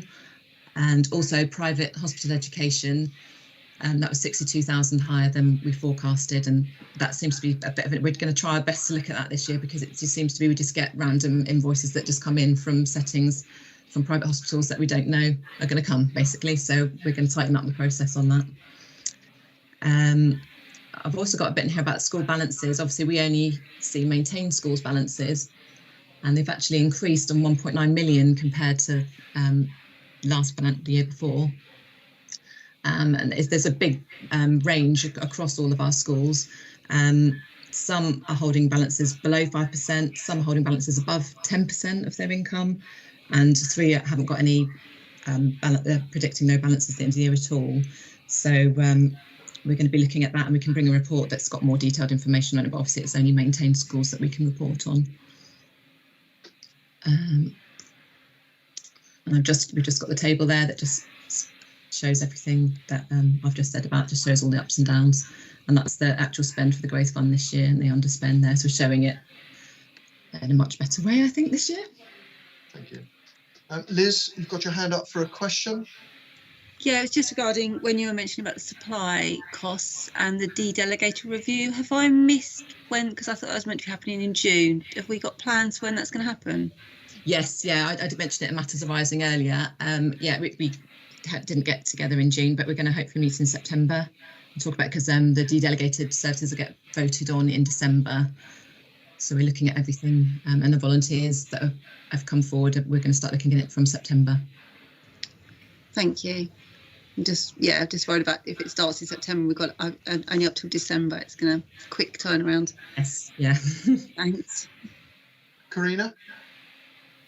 Yeah, on that point, can we set a date before the end of term, Catherine? Would that be possible? I know I've been talking to you via email, but if we loop in everybody, would that be possible? That's going to be on that group. Before the end of term? Yeah, to set it for September, because otherwise yes. I think the diaries will get so busy. Thanks, yeah, Catherine. absolutely. Thank you. Yeah. Thank you. Okay, thank you. Other questions to Catherine about the numbers? You're not going to leave me alone again to ask all the questions. And you are. So, Catherine, again, and the same applies to Piers and to Lynn, the quality, the enhanced quality of information that you are sharing with us is stunningly good. Compared to a couple of years ago, I think you really are helping us with transparency and helping us understand the complex world in which you have to report and our head teachers are living. But alongside that extra transparency comes people like me who are going, why is that like that? And I've got a couple of biggish issues. My recollection is that DFE required local authorities that had an overspend of more than X% of their budget to undertake some quite difficult strategic assessments of what the future might be. I think the number was around 3%. Forgive me, I can't remember what it was. And we fell into that category. And you and your colleagues 18 months ago, I think, went through quite a complex program of justifying and trying to explain the future. Given the way we have been reporting, i.e. we've been declaring that we have spent all of our money on the growth fund when we haven't actually spent it, it's shooting ourselves in the foot. The underspend would have likely brought us under the level at which we would have been required to go to DFE. I mean, things like that seem to be madness. We are adopting a process here which we've not discussed before, where we are explicitly showing what the carry forwards were going to be.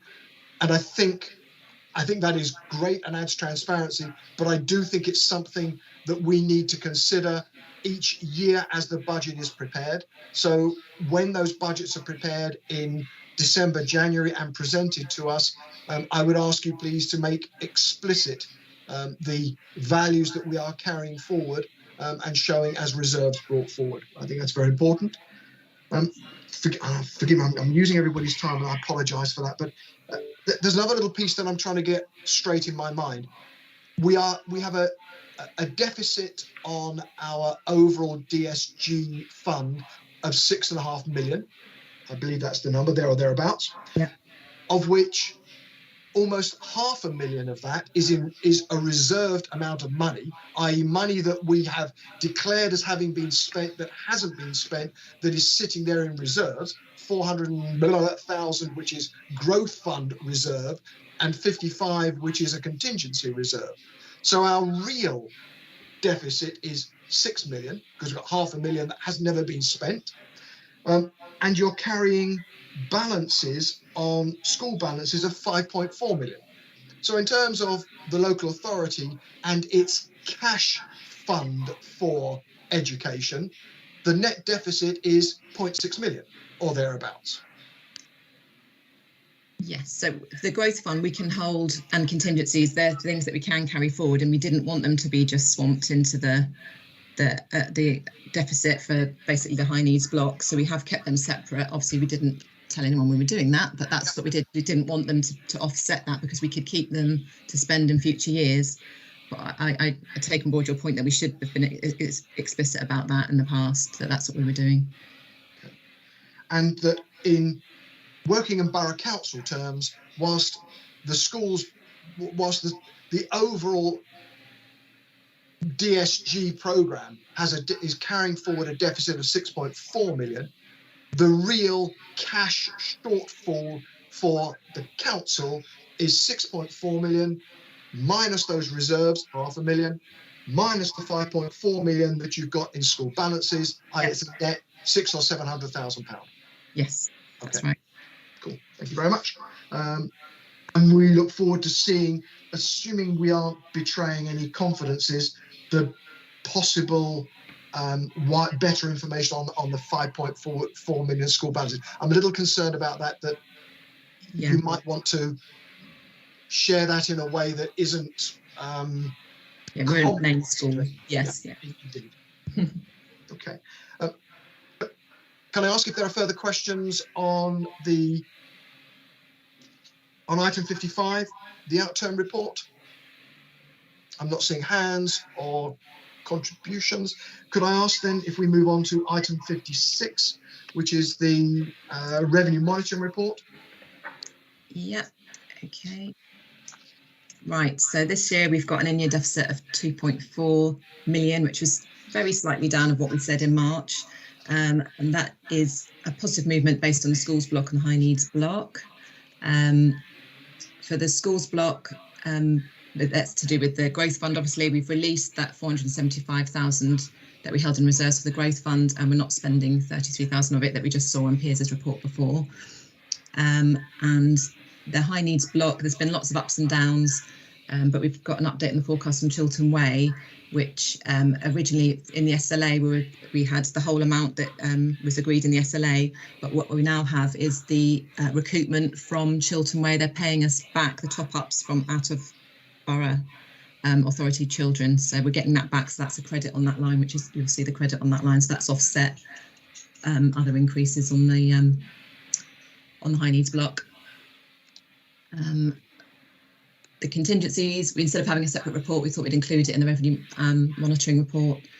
The de-delegated contingency, obviously we've said before, there was the underspend last year, 55,000. So we've brought that forward into this year. So we've not charged the schools this year for the de-delegation, and we've brought that forward to use this year, and there hasn't been any applications yet on that.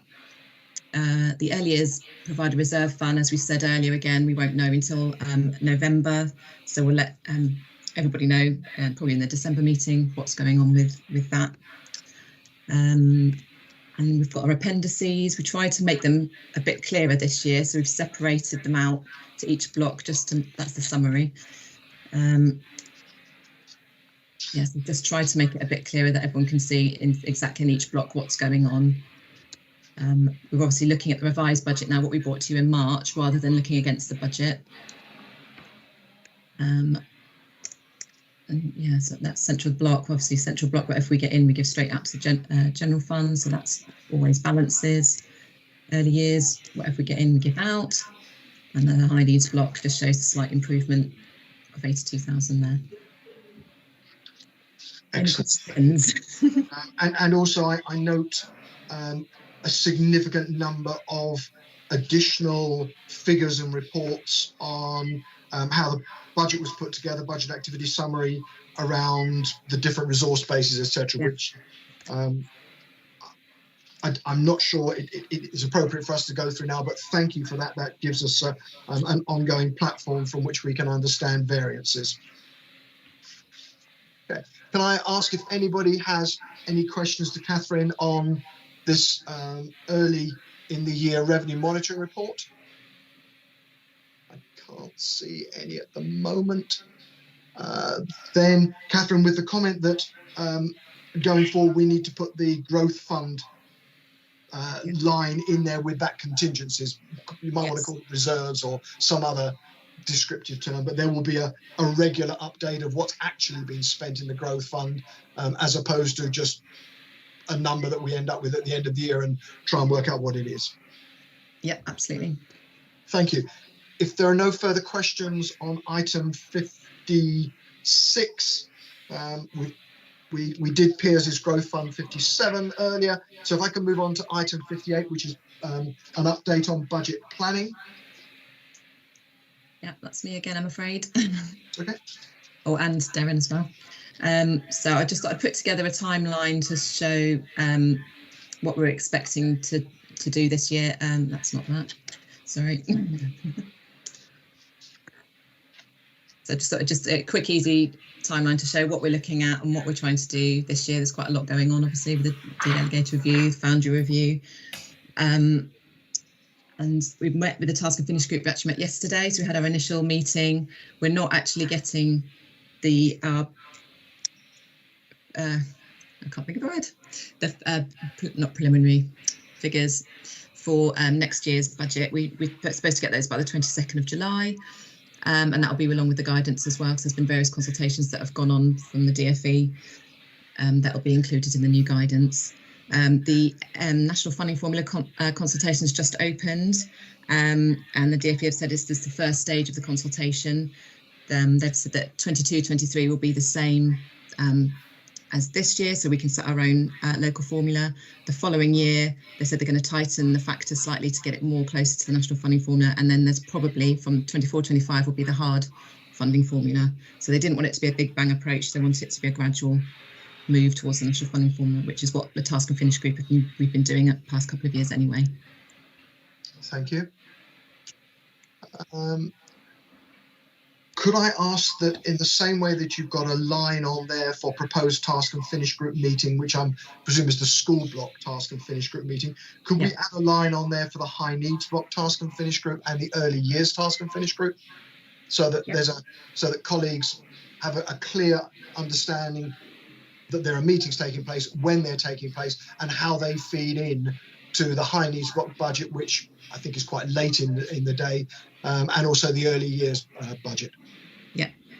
Yeah, I'll add that in. Thank you. Are there any questions or comments on that helpful update from Catherine? No hands and nobody coming off mute. Sal, can we swing back to you, please? Item 59, update on high needs block and SEND Innovation and Improvement Programme. You can, Chair, but I'm going to immediately hand on to Matthew Booth and Daniel Robinson in order to kind of pick up this item. Fine. Welcome back, Matthew and Daniel. Hi there. Thank you very much. Thanks for the invite. So we've been co-opted because unfortunately Lynn is not able to join us today, Lynn Samuel. So we are 4 substitutes for Lynn, but we will attempt to present the paper on item 59, and if there are any particular questions that people have at the end of it, then by all means do direct them to us. If we can answer them, then great. If not, we will note them and take them up after the meeting and get responses for you in a timely way. So would it be helpful if I shared my version of item 59 on the screen? Or... You're driving. Okay, excellent. Okay, here we go. So this is in relation to the high needs block, which has been mentioned several times already in the course of this meeting for obvious reasons, and the relationship between what we're doing to address some of the pressures on the high needs block and the SEND Innovation and Improvement Programme, which we are driving through with several people on this call actually who are very actively involved both at the strategic level and the actual working group level. So I'm aware that quite a few of you on the call are actually connected into the SEND IIP. And also, I think we have talked previously in this forum about the SEND strategy, 0 to 25, and the SEND Innovation Programme is essentially the programme that delivers the SEND strategy. So just in case people are wondering what the terminology refers to, That's what it refers to. So we just wanted to give you a bit of an update on how those two things lock together. How does the SEND IIP relate to the high needs block, and specifically the considerable budget pressures on that element of funding, what we're actually doing about those pressures through the SEND IIP. And Dan is here to help pick up on a specific element of that work, which is around the review of element 2. Which people might want to know how we're approaching that review, what it kind of involves, who's going to be involved, how do we best engage with the people on this call as we do that very delicate and important part of the work that needs to be done. So I'm not going to blather on about someone else's report, but I will give you a few headlines on each particular section. So hopefully the pages are changing on the screen as I scroll through. That's good. Nodding heads. Excellent. So we go into a little bit of the background and context. We're referencing specifically the 2.5 million shortfall on high needs block resources for this current financial year. And sometimes as our forecasting has been tracking throughout the year, sometimes that number's come down a little bit, sometimes it's gone up a little bit, and it seems to equalise consistently at that forecast £2.5 million deficit. So that really starts the conversation for us about, well, that is quite a big budget challenge. And we also know the effect of that deficit on broader education funding and the potential for that. So it's something that we absolutely want to pay attention to. Local politicians, elected members, Councillor Howe and others have been meeting with us recently to discuss what are the plans that we have for addressing that deficit and how is the SEND IIP going to help us do that. So the starting figure is quite significant. It owes to, in part, some cumulative previous historical pressures that have built over the last few years, and that owes in part to changes of things like the funding formula, and also the fact that the way the high needs block funding is allocated is obviously through, in part, a series of factors that involve things like local deprivation and so on. We know that Wokingham never benefits richly from formulas that calculate at least on part or significantly on the basis of local deprivation. So straight away we have a situation where any kind of growth from government funding in the high needs block, which is around about 23% worth of growth of increases since 2016, 2017, I believe, that has been in no way matched by the increasing levels of demand, because the increasing levels of demand have gone up by about 60% over the same period. So we were always sort of running to catch up, running to stand still insofar as it comes to the high needs block, and that continues to be the case. So in terms of some further context, we just lay out in the report some of the facts I was talking there. We now have over 1,400 children and young people with EHCPs. That's a rise of 60% since 2017-18. That's obviously going to create pressures on available funding. We have a very high conversion rate from people being assessed for an EHCP to actually receiving one.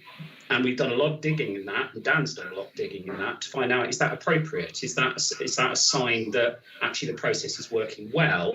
Or is it a sign that we're actually just giving too many awarding too many EHCPs inappropriately? So we're doing lots of line-by-line reviews and reviews of case management on that, and revealed that actually it is appropriate. If anything, a lot of our stakeholders at the moment are talking about certain children, particularly younger ones, who should be arriving at school with EHCPs who don't have them in place. So if anything, other feedback from our professional networks as such is that that conversion rate is appropriate, but there might still be children who are being missed. And that might explain why Wokingham's numbers of children with EHCPs actually is lower than our statistical neighbours, South East and England. This is an important point to make, which is that even though the funding that we have been awarded is not necessarily sufficient for the volumes of the increases that we've had, at the same time, we still, proportionately speaking, have a lower proportion of children with EHCPs in the borough than our 5 closest statistical neighbours or other comparators in the South East. So there's some interesting questions there arising from that. Say, what does that tell us about how we're working at the moment? Is it good? Is it bad? But it does indicate that actually, if we do get better at things like early intervention and prevention, ensuring that all children who need support get it, we could see increases in those numbers even further from where we are now. And that sets up another challenge for the SEND Innovation Programme to handle and to deal with. So there's a few bullet points here on what the SEND Innovation Programme actually consists of. You may recognise these from the read across to the SEND strategy, which came here previously. Essentially, as I said, the programme is trying to deliver on the SEND strategy. So the first area is around making the local provision and the local practice better. Dan is leading on that particular area, trying to get the SEND teams, SEND services working better than they have done in previous years, looking at staffing, looking at permanence of staffing, and looking also at the second point around the processes that the teams follow and improving the efficiency and the effectiveness of those, particularly around timeliness, but also quality and quality assurance of EHCPs, and in particular in recent weeks and months, getting on top of the annual review process and the quality and the consistency around that. So there's lots of work in there designed to improve that efficiency. Transitions is the third area of focus, and several people on this call have been involved in recent conversations around that. That has revealed several issues, not just around transitions to adulthood, but around transitions between early years and primary, for example, which will get some priority attention in coming weeks. There have already been some key actions agreed with colleagues across education, health and care, improving transitions. So really taking that work further forward. Very happy to update on any specific aspects of that. Now, it's the fourth one really that's the most material to the high needs block. That fourth priority there around strengthening the sufficiency of local provision. I'm sure it will be no surprise at all to anyone on this call that one of the root causes of all of our problems insofar as it comes to funding in the high needs block is the lack of local provision, the lack of suitable local provision to meet the local growing needs that Wokingham has, which means that too much of our money is going out of borough. There's a huge amount of the high needs block which we're having to spend out of Wokingham because the local provision is not there. So that entire fourth area of our programme is focused on building sufficient local provision. And that does include, obviously, things like the new free school coming on board, and there's other things that are referred to in the paper itself around what we're doing in sufficiency, improving the effectiveness of the local resource bases and so on.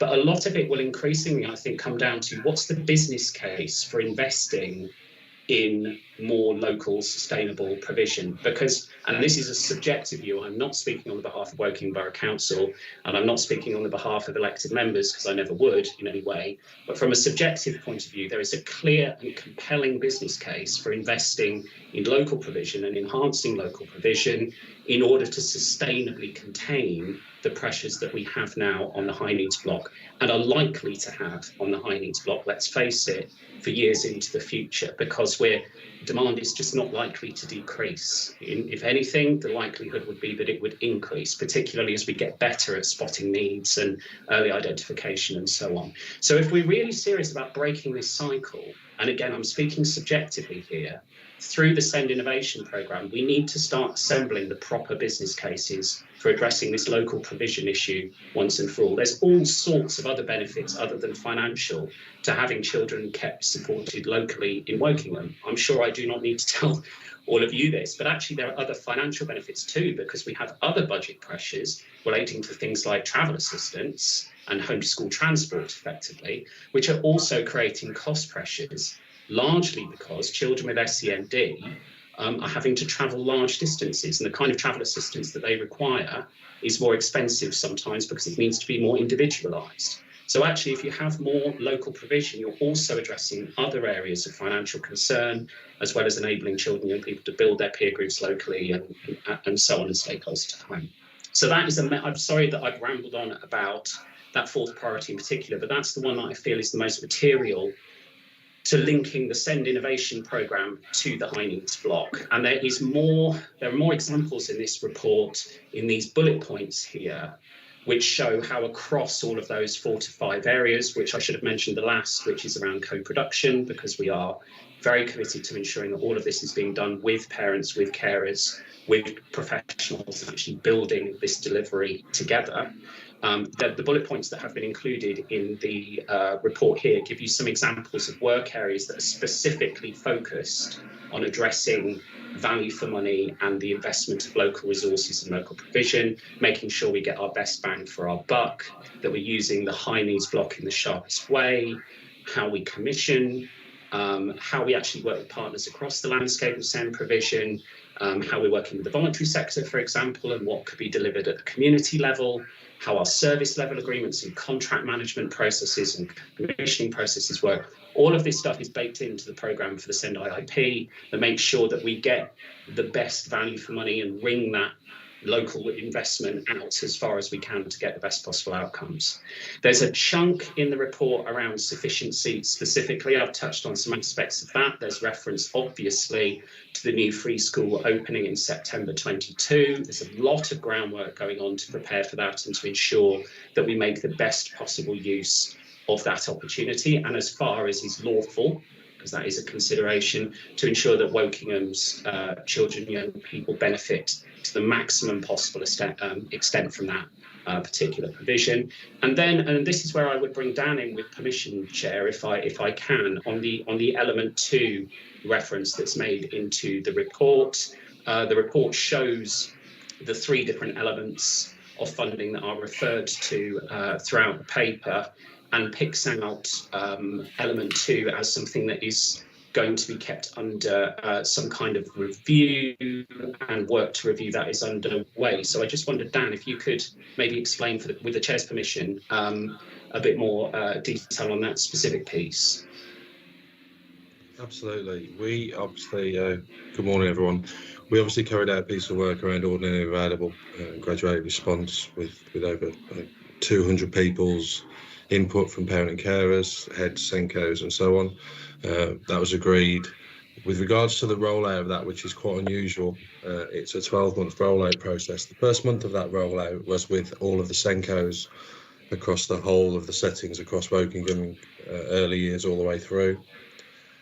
With regards to what we do in terms of what we offer on a universal basis, which would really cover element 1 and 2, the feedback was positive, but the actual evidence and case studies that were then sent in to look at so we can have some consistency and help with the training of SENCO staff and so on moving forward was really minimal. Having had a conversation with some of our colleagues across the country and then also looking at the financial pressures we're under and having a real clear understanding of that, we've entered into to build case studies for what we're doing on a graduate response, ordinary available, universal provision, etc. We have married up the concern of our children with SEN who do not have an EHCP from the census information to then work with schools and SENCOs and heads of inclusion, etc.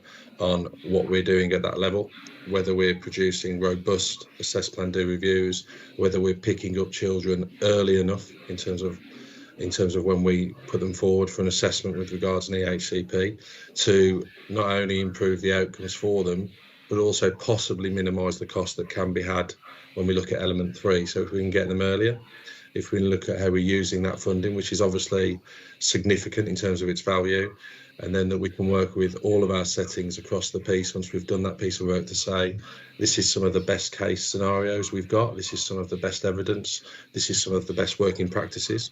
And then we can use that with regards to the SENCO network and our colleagues across the board on how we can implement that across the region. And I think that's the focus of the work, because obviously, the growth pressures are significant. So in short, we will all have to do more with those children and what we look to do.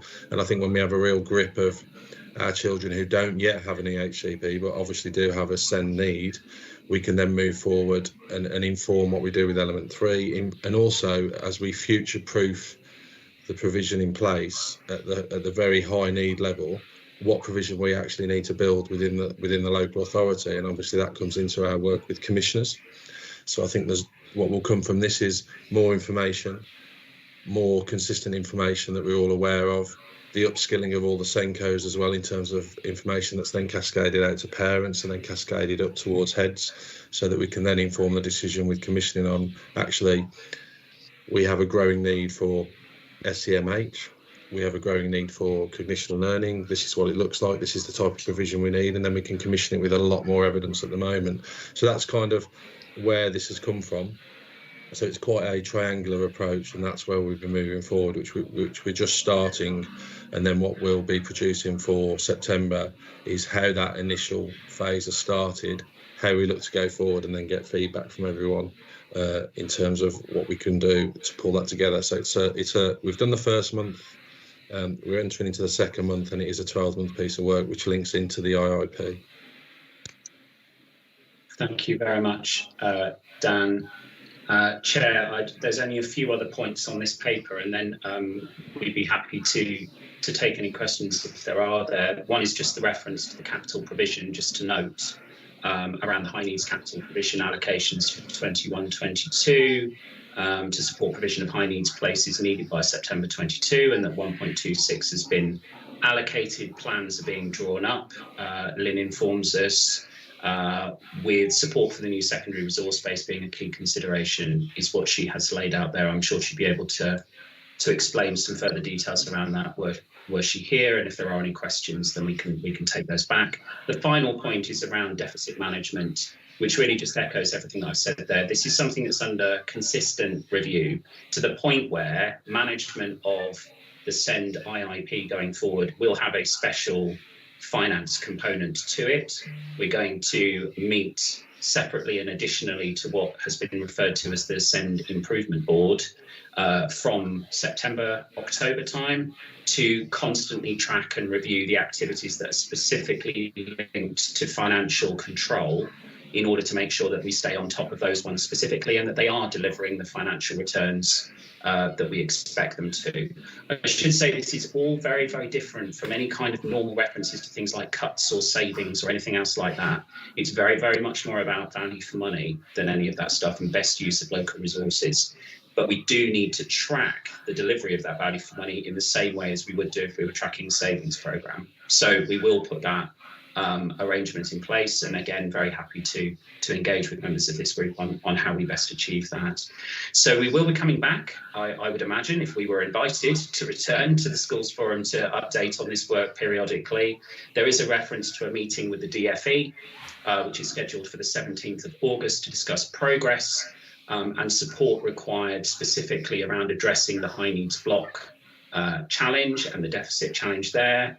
We have been very pleased to have met with elected members recently in Wokingham, who we were discussing with them the need for us to have their support in helping us to have a robust conversation with the DFE. We need some more clarity than we have, frankly, on the position with the national funding arrangements. What's going to happen in the future? How much of that deficit are we expected to deal with through local action? How much of it could be solved at the national level, particularly the historical and legacy part? We don't know.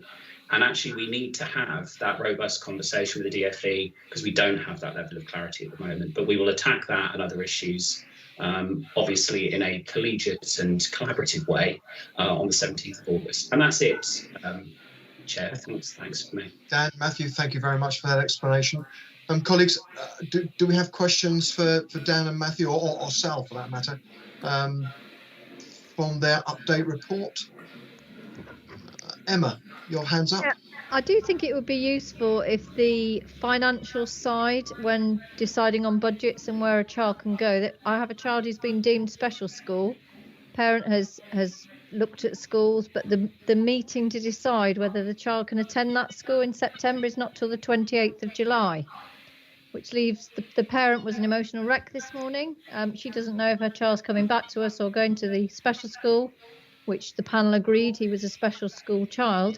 And I know there are multiple children like this in Wokingham who have been left hanging a bit, really, at the end of this term, which is not good for children and the families concerned, who will usually, need a lot of support anyway. So I'm just wondering why budget meetings can't be put into more in line with an end of a summer term, and with timelines, so that children know where they're actually going in September. Because for our child here, and I know there are other children in other schools in the same situation, it's causing tears every day because he doesn't know where he's going, and he's got severe SEND needs. I just want to make that comment, if they could be brought in line with term dates rather than in the summer holidays. which So, was last year. could you perhaps come? Oh, sorry, Ben or Dan, if you could have got an answer. I think that if I can come in, if Sal wants to interrupt, fine. I think that obviously the provision of the child with regards when they have SEN and it's agreed with a panel are irrelevant of budget. So it's nothing to do with the budget side in terms of that need. I obviously don't know the child's specific need. It sounds like we'll have to pick it up, but as a guess, it will be a provision that we don't have, which wouldn't surprise me at the moment. So it will be about consulting and sourcing for provision that's outside of the borough across the whole of the UK. Spaces are at a premium. Yeah, the provision has visited school and agreed to take the child, but it is a budget matter. The parent was told yesterday. It's a budget meeting to decide whether Wokingham will fund the X amount of money for the child, but it's not taking place till the 28th of July. So I just wanted to bring it up that for these children and parents, if there is a financial implication, obviously, I understand we need to try and keep children in Wokingham, but there isn't the provision at the minute. It's just left a family, and I know it's replicated in other schools. It's just left the families who are very needy with children with significant need. They don't know where he's going in September, and I don't think this is acceptable. I can't help, we don't know whether to say goodbye to him at the end of term like we usually do or not. There's a lot of complexity around families that don't know at this stage of the year. That was all. No, that's fine. I think there's 3 areas to that. Obviously, whenever the assessment was taking place, we obviously have 20 weeks from that point. So whenever that finishes is then when we then take on to the provision. It sounds like this would go through to a complex case, which would then need to sit with the panel with our social care and health colleagues. If that's what's in the plan, I don't know. So the timelines are always really, they're our statutory timelines. So in terms of, and we sort of brought this up with the Senko network work and with our parent groups, if you request assessments as of this date, your decisions will probably come in the summer. If your child, then has a change of type from mainstream to special, and we have to source a school that is fit for the child's needs, that means that we will be sourcing for September in the summer. So there's obviously that effect of that's the situation that comes when assessments come in on a certain point. With regards to the budget, I think I pick it up outside because the provision of the child it's definitely not a budget issue. So in terms of that communication, I'd like to pick up how that was worded, because I imagine it is the panel have made the decision, that's been agreed. They are sourcing for that provision at the moment. The decision on how that's funded is different to agreeing it. So I'm happy to pick that up outside, Emma, and just get that clarification, because if it's one of our senior officers that's communicated that, it's slightly, it sounds like it's quite fumbled and not clear, and I'd like to pick that up with Jenny. So I'll drop you an email after this if that's okay, Emma. Yep. Thank you. Dan, if you could pick it up. Leaving aside the word budget, it sounded like the timing was inelegant, and so perhaps that there needs to be some look at that timing. Shirley, you've got your hand up. Sorry, apologies, it's me again. I feel like I'm a broken record. So I am going to go back to, and I'm going to reiterate Emma's point again. It is budgetary, and we've had the same issue where a child has been named as a special school. We have said we would take this child, but we would need more than £4,000 to put the provision in place. I would need to put a new Senko in place. And I was told I couldn't have that. So without that additional Senko, LSA, I can't take that child. So it does then take a child out of the system. So there is an issue here. We are trying to do our best as schools. There are some children that if I take on an additional LSA, then I can actually put that child in there, which potentially is an extra 15 to 17,000 with on costs of that employee. And I think that would help in terms of the budget going forward. I think with that in mind, I said, Dan, you've seen my paperwork. I did ask regarding this in the past where the school had been underfunded. And I was asked by Sal and Sonia when she was in place to put together all the provision maps and submit them. I was sent round in circles for about a year doing that. They all went in and then I was told, sorry, we're not looking at it again. So I wish I'd been told that at the start of the year. So I think there is budgetary issues going on here. And it won't be the first time I've raised this, but so I am sorry to raise it again. But what we're being told and what's happening, and it goes back to point 50 that we brought up earlier, where EHCP children are not placed for September, and my school closes on Friday. Sal, could you perhaps come back and forgive me, Dan? I'll leave you in the firing line. Sal, have you got a comment that you could help us there? I'm more than happy to comment. I mean, certainly in terms of individual aspects, so that what's been raised there, we did go back and we did look back at those provision maps, and we determined that actually there wasn't underfunding, and therefore we can't continually review it again. Some of this is incredibly challenging in terms of some of the messaging and decisions that are made, where absolutely we can appreciate that schools can make much more use of funding, but if the funding is not there, and if the process for aligning that funding hasn't been met, then we're unable to release that, and sometimes that can be incredibly frustrating and disappointing for colleagues, and I appreciate that. But we are minded to both making sure that we get the best value from any commissioned or additional funding arrangements, but we are really, really clear that if panel has made a determination on type of school or a specific provision, then that is also an agreement for that to be funded. As Dan says, there might be other conversations that go on in the background about how that funding split is made within the local authority and with our health colleagues, but that will not prevent any of those placements from being made. Part of the delays can be around that consult process and finding the right provision.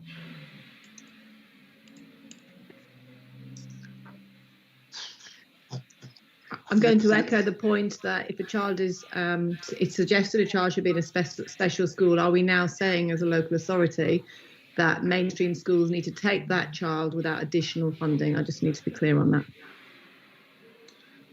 Each case is very, very different, Shirley. So I'm not going to be drawn into making those sorts of cast iron and coverall statements, because each child is different. Each child's needs and how you meet and we support the meeting of those needs will be different. So I'm afraid I can't give you the statement that you're seeking. Okay, so maybe head teachers actually having an opportunity to understand how the panel comes to those conclusions on individual child would be. If I can, Shirley, panel has always been open to head teachers to attend. It's not a set group. Any head teacher that wishes to engage in the SEND panel has had the opportunity to do so and continues to have the opportunity to do so. That transparency has always been available and is still available. We will agree to disagree. Okay. Sal, can I suggest that you and it sounds like we've got some communication type issues from what Dan was saying earlier. Maybe the conversation with Emma or the communication to Emma could have been better phrased, or perhaps different words chosen. I'm listening to Shirley suggest that there's a difference of opinion over the language that is being used.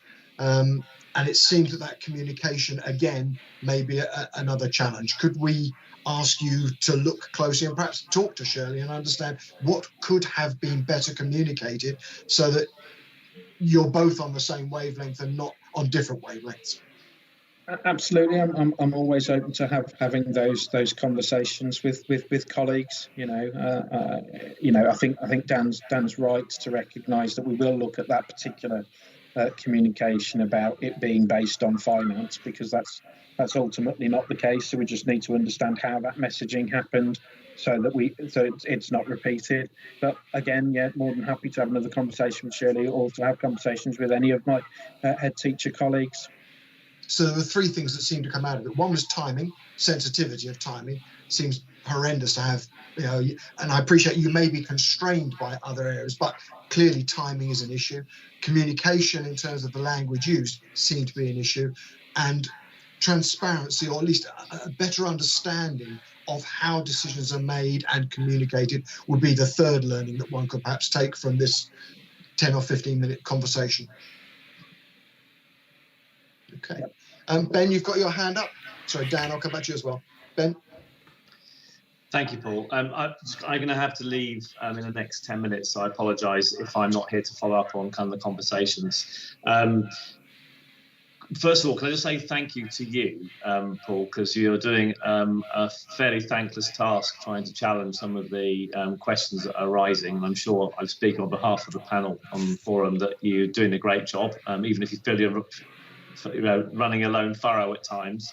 I think one of the things that was discussed at Federation this week, and it may be that Ginny, as the chair of the Federation, will be able to follow this up as the conversation evolves, is the on-the-ground experience of schools isn't mirrored by some of the feedback that's being given. And I think it would be helpful to understand more about where things are going next. Because I think the paper and what we've heard from Matthew today has been really good to see the analysis. But where are we going next? And what are the actions and the timescales for deliverables? Because I think that what schools really need to start seeing is the impact of the really good ideas that are coming out going forward, and perhaps there could be a suggestion today about what that might look like over the coming 6 to 8 months, so that we know what to be working with. So I think we're all very realistic and pragmatic about the challenges. We understand that, and the number of additional EHCPs going through the roof is presenting challenges, obviously, for yourselves and for schools. But it would be good to have an idea of direction of travel next for us to focus on. Matthew, does that sound reasonable? It sounds entirely reasonable. Well, I'll give a sort of overall answer, but Dan, I think, will be able to more talk about some of the specifics in terms of improvements to the sort of operational side that would mean quite a lot to this particular group of people, I think, on the call. I think overall, we've got a lot of impetus for various reasons to get some real step-on progress in several areas in the next 6 months. So, for example, we were recently revisited by Ofsted, for example, who were very positive about a number of the positive changes that there have been made over the last 2 years in particular, but recognised that there was still a lot further to go in some areas, particularly, for example, in relation to transitions, where they've asked us to do some very focused work as a local area, so everybody involved in it, to accelerate improvements in that over the next 6 months in particular. So we will be putting together specific plans for accelerating progress in things like managing transitions between certain key stages, between older children into adulthood in particular going forward.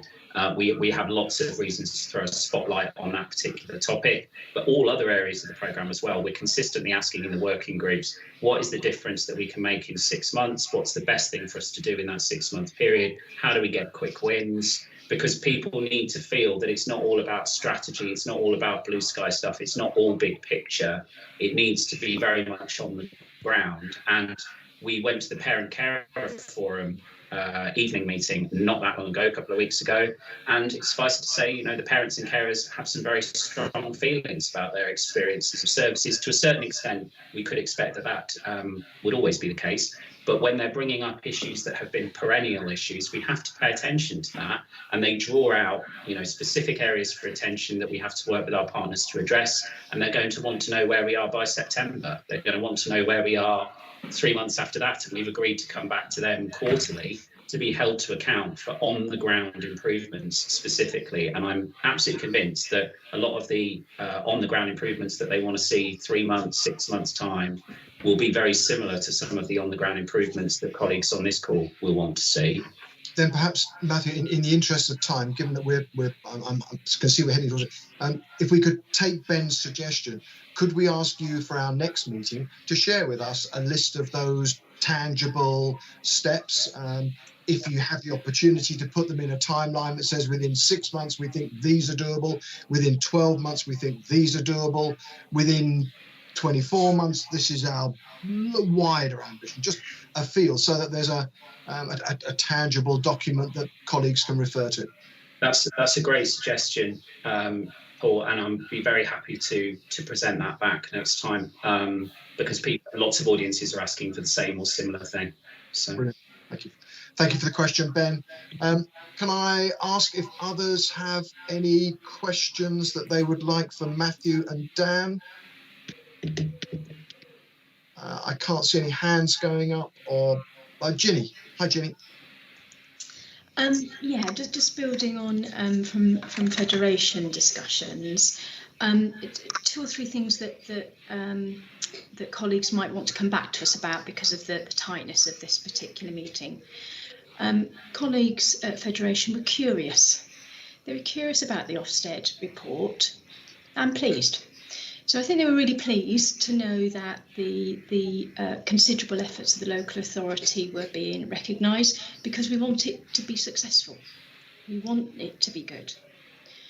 But sort of slightly mystified about our own chalk face experience not feeling terribly different, and recognise, that it takes time to bring this in. What we were curious about is what teaching colleagues were involved in that review, because we ourselves recognised that we weren't involved, with the exception of the head teacher of the special school, who was involved in one element, and that being the element, ironically, that is being asked to be looked at again by the local authority. So we would be pleased to know what the engagement of CQC and Ofsted was with the teachers.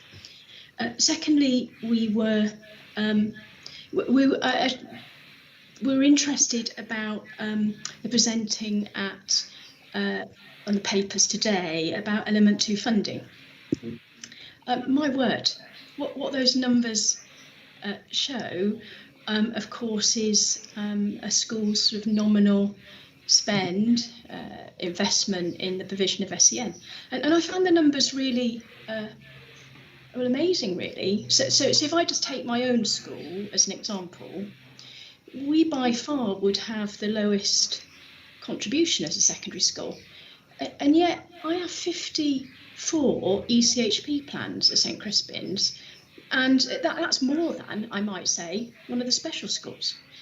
But a fairly small, so I was sort of amazed about where the numbers had been derived from. And when I dug into it, of course, I understood the local authority had not paid attention to that since 2013. And perhaps they don't have to, and perhaps they do. I'd be pleased to know what that is about. And if it is presented because there is a sense in the local authority that schools are not rightly investing in the universal provision, it would be good to understand if that is universally the case, or whether it is just particular schools. And so, a bit like when you're telling a school off, a class off, you don't tell everybody off, you only tell the ones that are not doing it right. And so what's the message there? We'd be pleased to understand that. And then finally, Matthew, you mentioned parents' feedback today and the perennial issues. And I genuinely would like to know what those perennial issues are from the parents' view, because I think there's a learning point on that, because we are all partners in the delivery to parents, because they're such a critical stakeholder, with the most critical of all, of course, being students.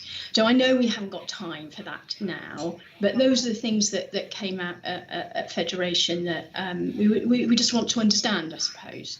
But we want it to be good. We are behind you in that. We are pleased that there are some good news signals. We just want to feel the benefit of that, I think, as a critical partner in it. Thank you, Ginny. Karina, I'll come to you in a second. So, Ginny, do I take from there that we can, if we can, Sal, add to Matthew's homework list? There's a currently, however historic it may be, how are the current evaluations made? Ginny, I took there that you would like to see, in broad brushstrokes, what is the parental feedback that you've been getting? And also, without picking on the whole class, what are the measures, the shortcomings? Can you share some of those with us so that as a group we've got a better understanding? Ginny, does that summarise the areas that we could add to Matthew's homework? Just be pleased to know. Thank you. Great. Karina. Hi, Ginny. Just to let you know, I was involved in the Ofsted review inspection, for want of a better word, and I was part of the transition group, so there was another head teacher involved, so I just wanted to let you know. And actually that informs a lot of the work that's going on now in the transition group, which Matthew was talking about earlier.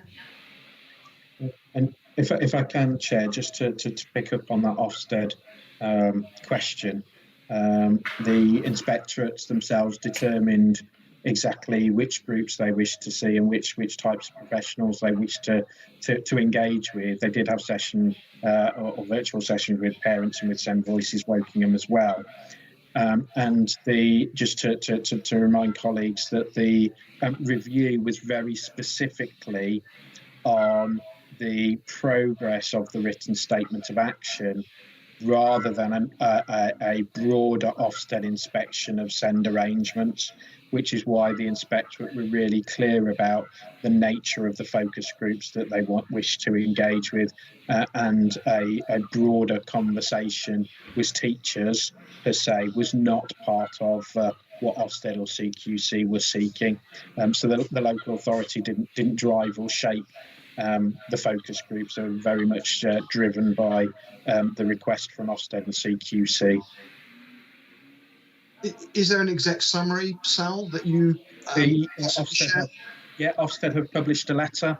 So there's a letter on the Ofsted website that articulates their findings. It doesn't give a grading, because it's not that sort of a judgment approach, other than it states where Ofsted and CQC feel that sufficient progress on the written statement of action has been made or not. And the answer was it has or it hasn't. Sorry, my apologies. So so in 5 of the 6 areas, it was found that we had made sufficient progress. The one area which was transitions to adulthood, they felt had not made sufficient progress. So that's not to suggest it hadn't made any progress, but it hadn't made sufficient progress. And so we're working on a advanced performance plan to progress that further. Great, thank you, Sal. Dan, quick comment from you. Yes, I know we cut short on time, but I think it's important to be minuted. Just two comments with regards to panel specifically, because we've moved on. The panel feedback's clear in how we do that, and I think one thing that needs to be agreed is all panel feedback is direct to the SENCO and obviously the parents of the child it affects. If heads want that feedback, because we send it to the SENCO, if they let us know, we can send that to the head of that school as well, and then the transparency of how that decision's made is there. I understand that if communication's not coming upwards, that's something that we can support with. That's not an issue. And I think from May the 1st, when panel changed, the decisions are pretty clear with 3 or 4 really clear paragraphs on why that's been made. I just want to say, so just have that minuted. So if heads would like that for their specific schools, happy to put that into the mailing list that goes out. That'd be fantastic. I think that with regards to the element 2, it's more about understanding what is happening and consistency, as opposed to who's naughty or whatever word Ginny used, I don't know. And then that will help us inform what we do moving forward. But happy to pick that up at a different point. I just thought it's important to come back on those 2, because it is vital in getting it moving forward. Thanks, Paul. Dan, Shirley put into the chat that while she may get a copy, her SENCO doesn't. So there may need to be, again, we're back to this communication piece, there may need to be some better understanding of what the paths should be, shouldn't be, etc. Thank you. Sorry, just to clarify that, neither of us have had. My SENCO gives me all the feedback she's had, and she hasn't had the feedback. So we haven't had feedback on any panel where we've asked for additional funding to date. I have just cross-checked that with her on the phone, and she hasn't had it. So if we could have all of ours, I'd be really grateful going forward. Thank you. I'll contact you after. Thanks, Shirley. Thanks, Dan. Thank you, Shirley. Any other comments for Matthew and Dan? I'm looking down the list.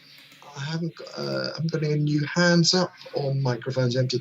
Then Sal, thank you, but Matthew and Dan, thank you both very much for the update. Matthew, I'm sorry you've got a bit of homework to do for the next meeting, but we'll look forward to seeing what you have. I should look forward to doing it. Thank you very much. If there's no further comments on item 59, can I move briefly on to item 60, which is the forward plan? The forward plan at the moment has effectively the standing items. During today's meeting, there have been a couple more items that we have added, and I'm sure Luciana can include those in the agenda. Is there anything else? Yeah, Karina, you've got your hand up, yeah? Yeah, have we added, I think we need an update on the de-delegated in the October one before we make the decision in December, because hopefully we'll have met in September. Great, that'd be quite important. Lovely. We can add that as well. So de-delegated update. Thank you. Catherine, no pressure on timing. Are there any other specific issues? There's plenty of time. You can come back to me if there's something that you remember afterwards we would have liked to have added and hadn't. If not, can I move on to any other business? I've got a few, as I mentioned earlier, but if I can run down my list. Brian, have you got anything you'd like to raise?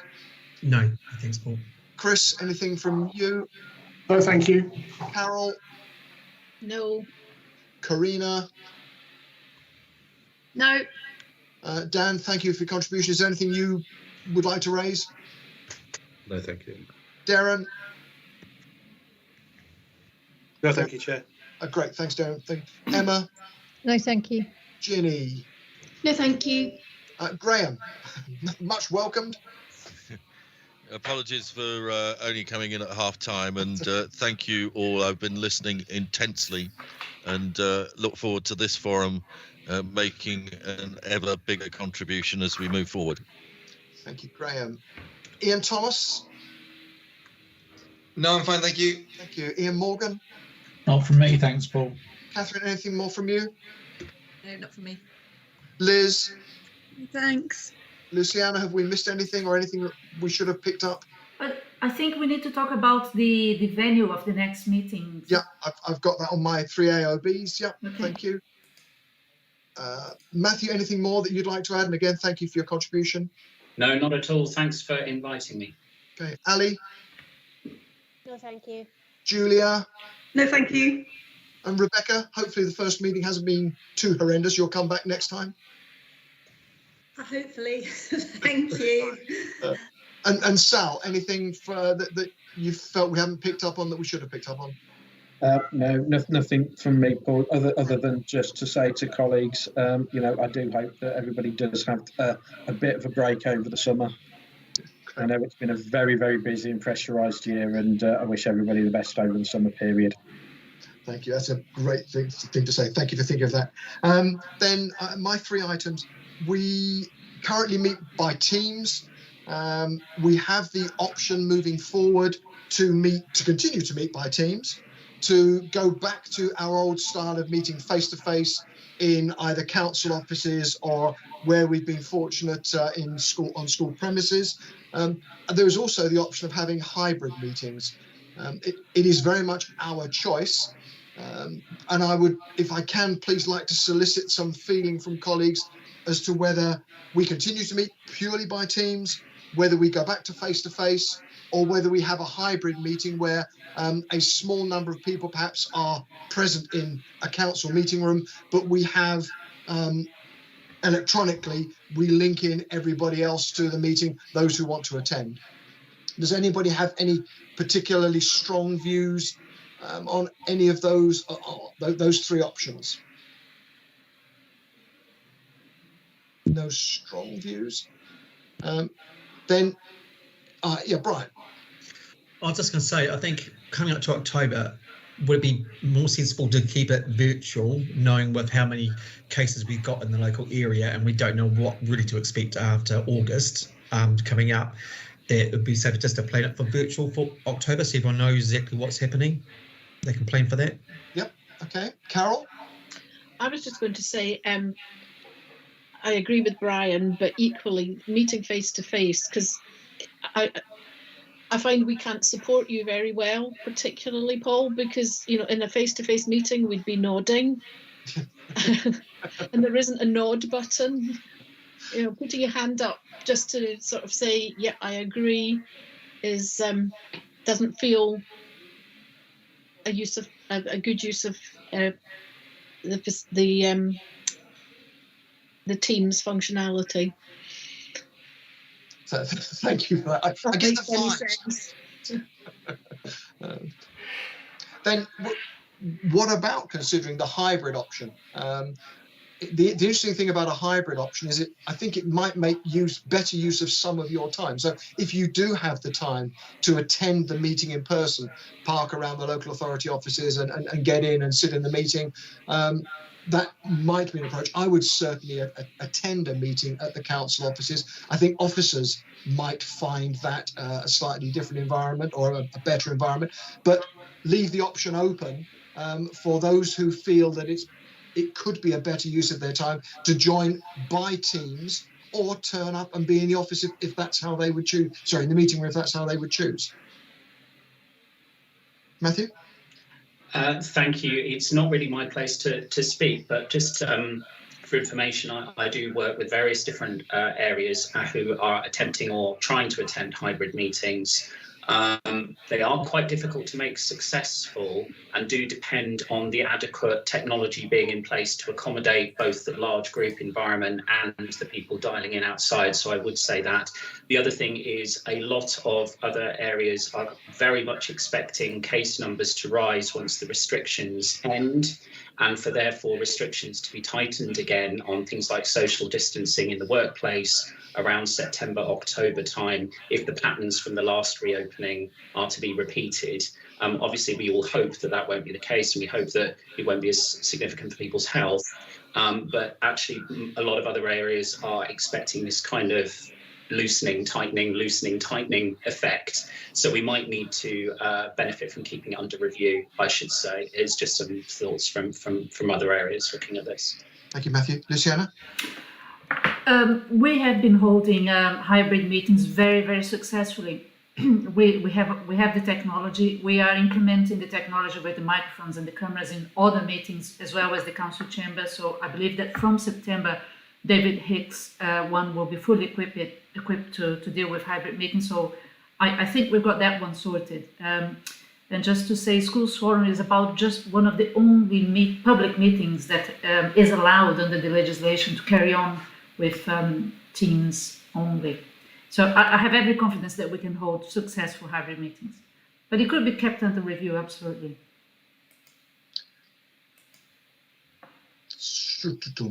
Then, given those comments, perhaps we plan for October to be a Teams meeting, review again in October with the possibility of a hybrid meeting if, and I've watched one of the main council meetings be held as a hybrid meeting. And whilst challenging, it did seem to offer some good opportunities for colleagues to talk. And perhaps we consider at the October meeting whether the December meeting could be hybrid or face-to-face, or we remain with Teams. Does that sound a reasonable approach? Or turn it the other way around. If I will make that as a suggestion, has anybody got any strident views that shouldn't be what we do? Rebecca. Hi. Just to reiterate what Luciana's just said, the hybrid does work quite well. I'm on the planning committee. I'll be there tonight. We lateral flow test before we go.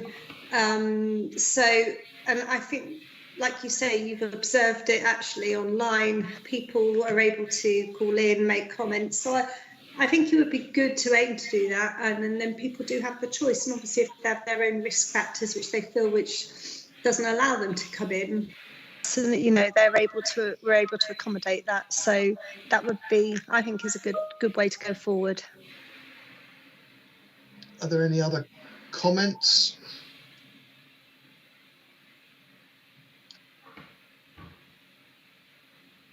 Can I put that back on the table then, that we have a hybrid meeting for the October meeting? Colleagues who choose to join by Teams, and we try it out for that particular meeting where the hybrid works. Those that feel more comfortable joining by Teams and/or for use of their own time and diary prefer to join by Teams, please do. And those that are prepared to join face-to-face, for having taken the risks into account themselves, we have a trial run in October. I think that's probably a very sensible approach, Chair. Okay, could I? Is there anybody that's stridently against that particular approach and would want to stay with Teams? I'm assuming there's nobody that stridently wants to go for only face-to-face at the moment. So whilst I thank you, Carol and others, for and Karina, etc., for and Ben, for your support and your desire to be there, nodding and sharing in some of these issues. I think we'll have a go at a hybrid meeting if we can in October. I would expect, to be honest, the majority of you to join by Teams, and we will work with that. But I probably will be, unless things change. I will probably be in the office or in the council offices, and I'm guessing that probably the officers will as well. Okay, if there are no further questions on that item, the next two pieces before we sing Catherine happy birthday.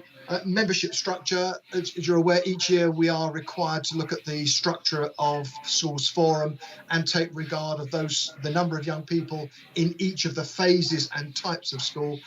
Luciana, if I can ask you over the summer to look at that again, please, as you did last year. You and I can perhaps meet, and any recommendations we can then take back to School Forum. Yeah, no problem. I hope everybody's comfortable with that.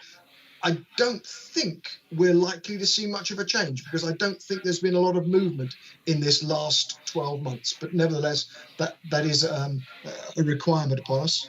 And the second part is that in October, we elect a chair and a vice chair. And that's the first item on the October meeting. I'm very grateful for the trust that you've shown in my ability to chair, but I really would like to be sure that everybody has the opportunity to consider who should chair. And Brian, thank you for your support over the year, but also as a vice chair. So perhaps I could ask you, with your primary group clusters, with your secondary federation heads, to look at how you would like this group chaired going forward. And if there are others who you feel deserve an opportunity, please could you come to the October meeting? I won't be at all offended, I promise. And let's talk about how that might go forward too. So with that last final note, and although I promised to sing Catherine happy birthday, I might just keep that to myself. Can I thank everybody for their attendance? Thank you particularly for the colleagues that were invited in and joined. It's Catherine. Happy birthday, Catherine, again. And thank you all. Wish you all a very pleasant, and hopefully you get a chance to relax over the summer. And look forward to seeing you all again at the School Forum meeting in October. Thank you, everybody. Thank you. Thank you, Chair. Thank you, Paul. Thank you, everybody. Bye-bye. Thank you.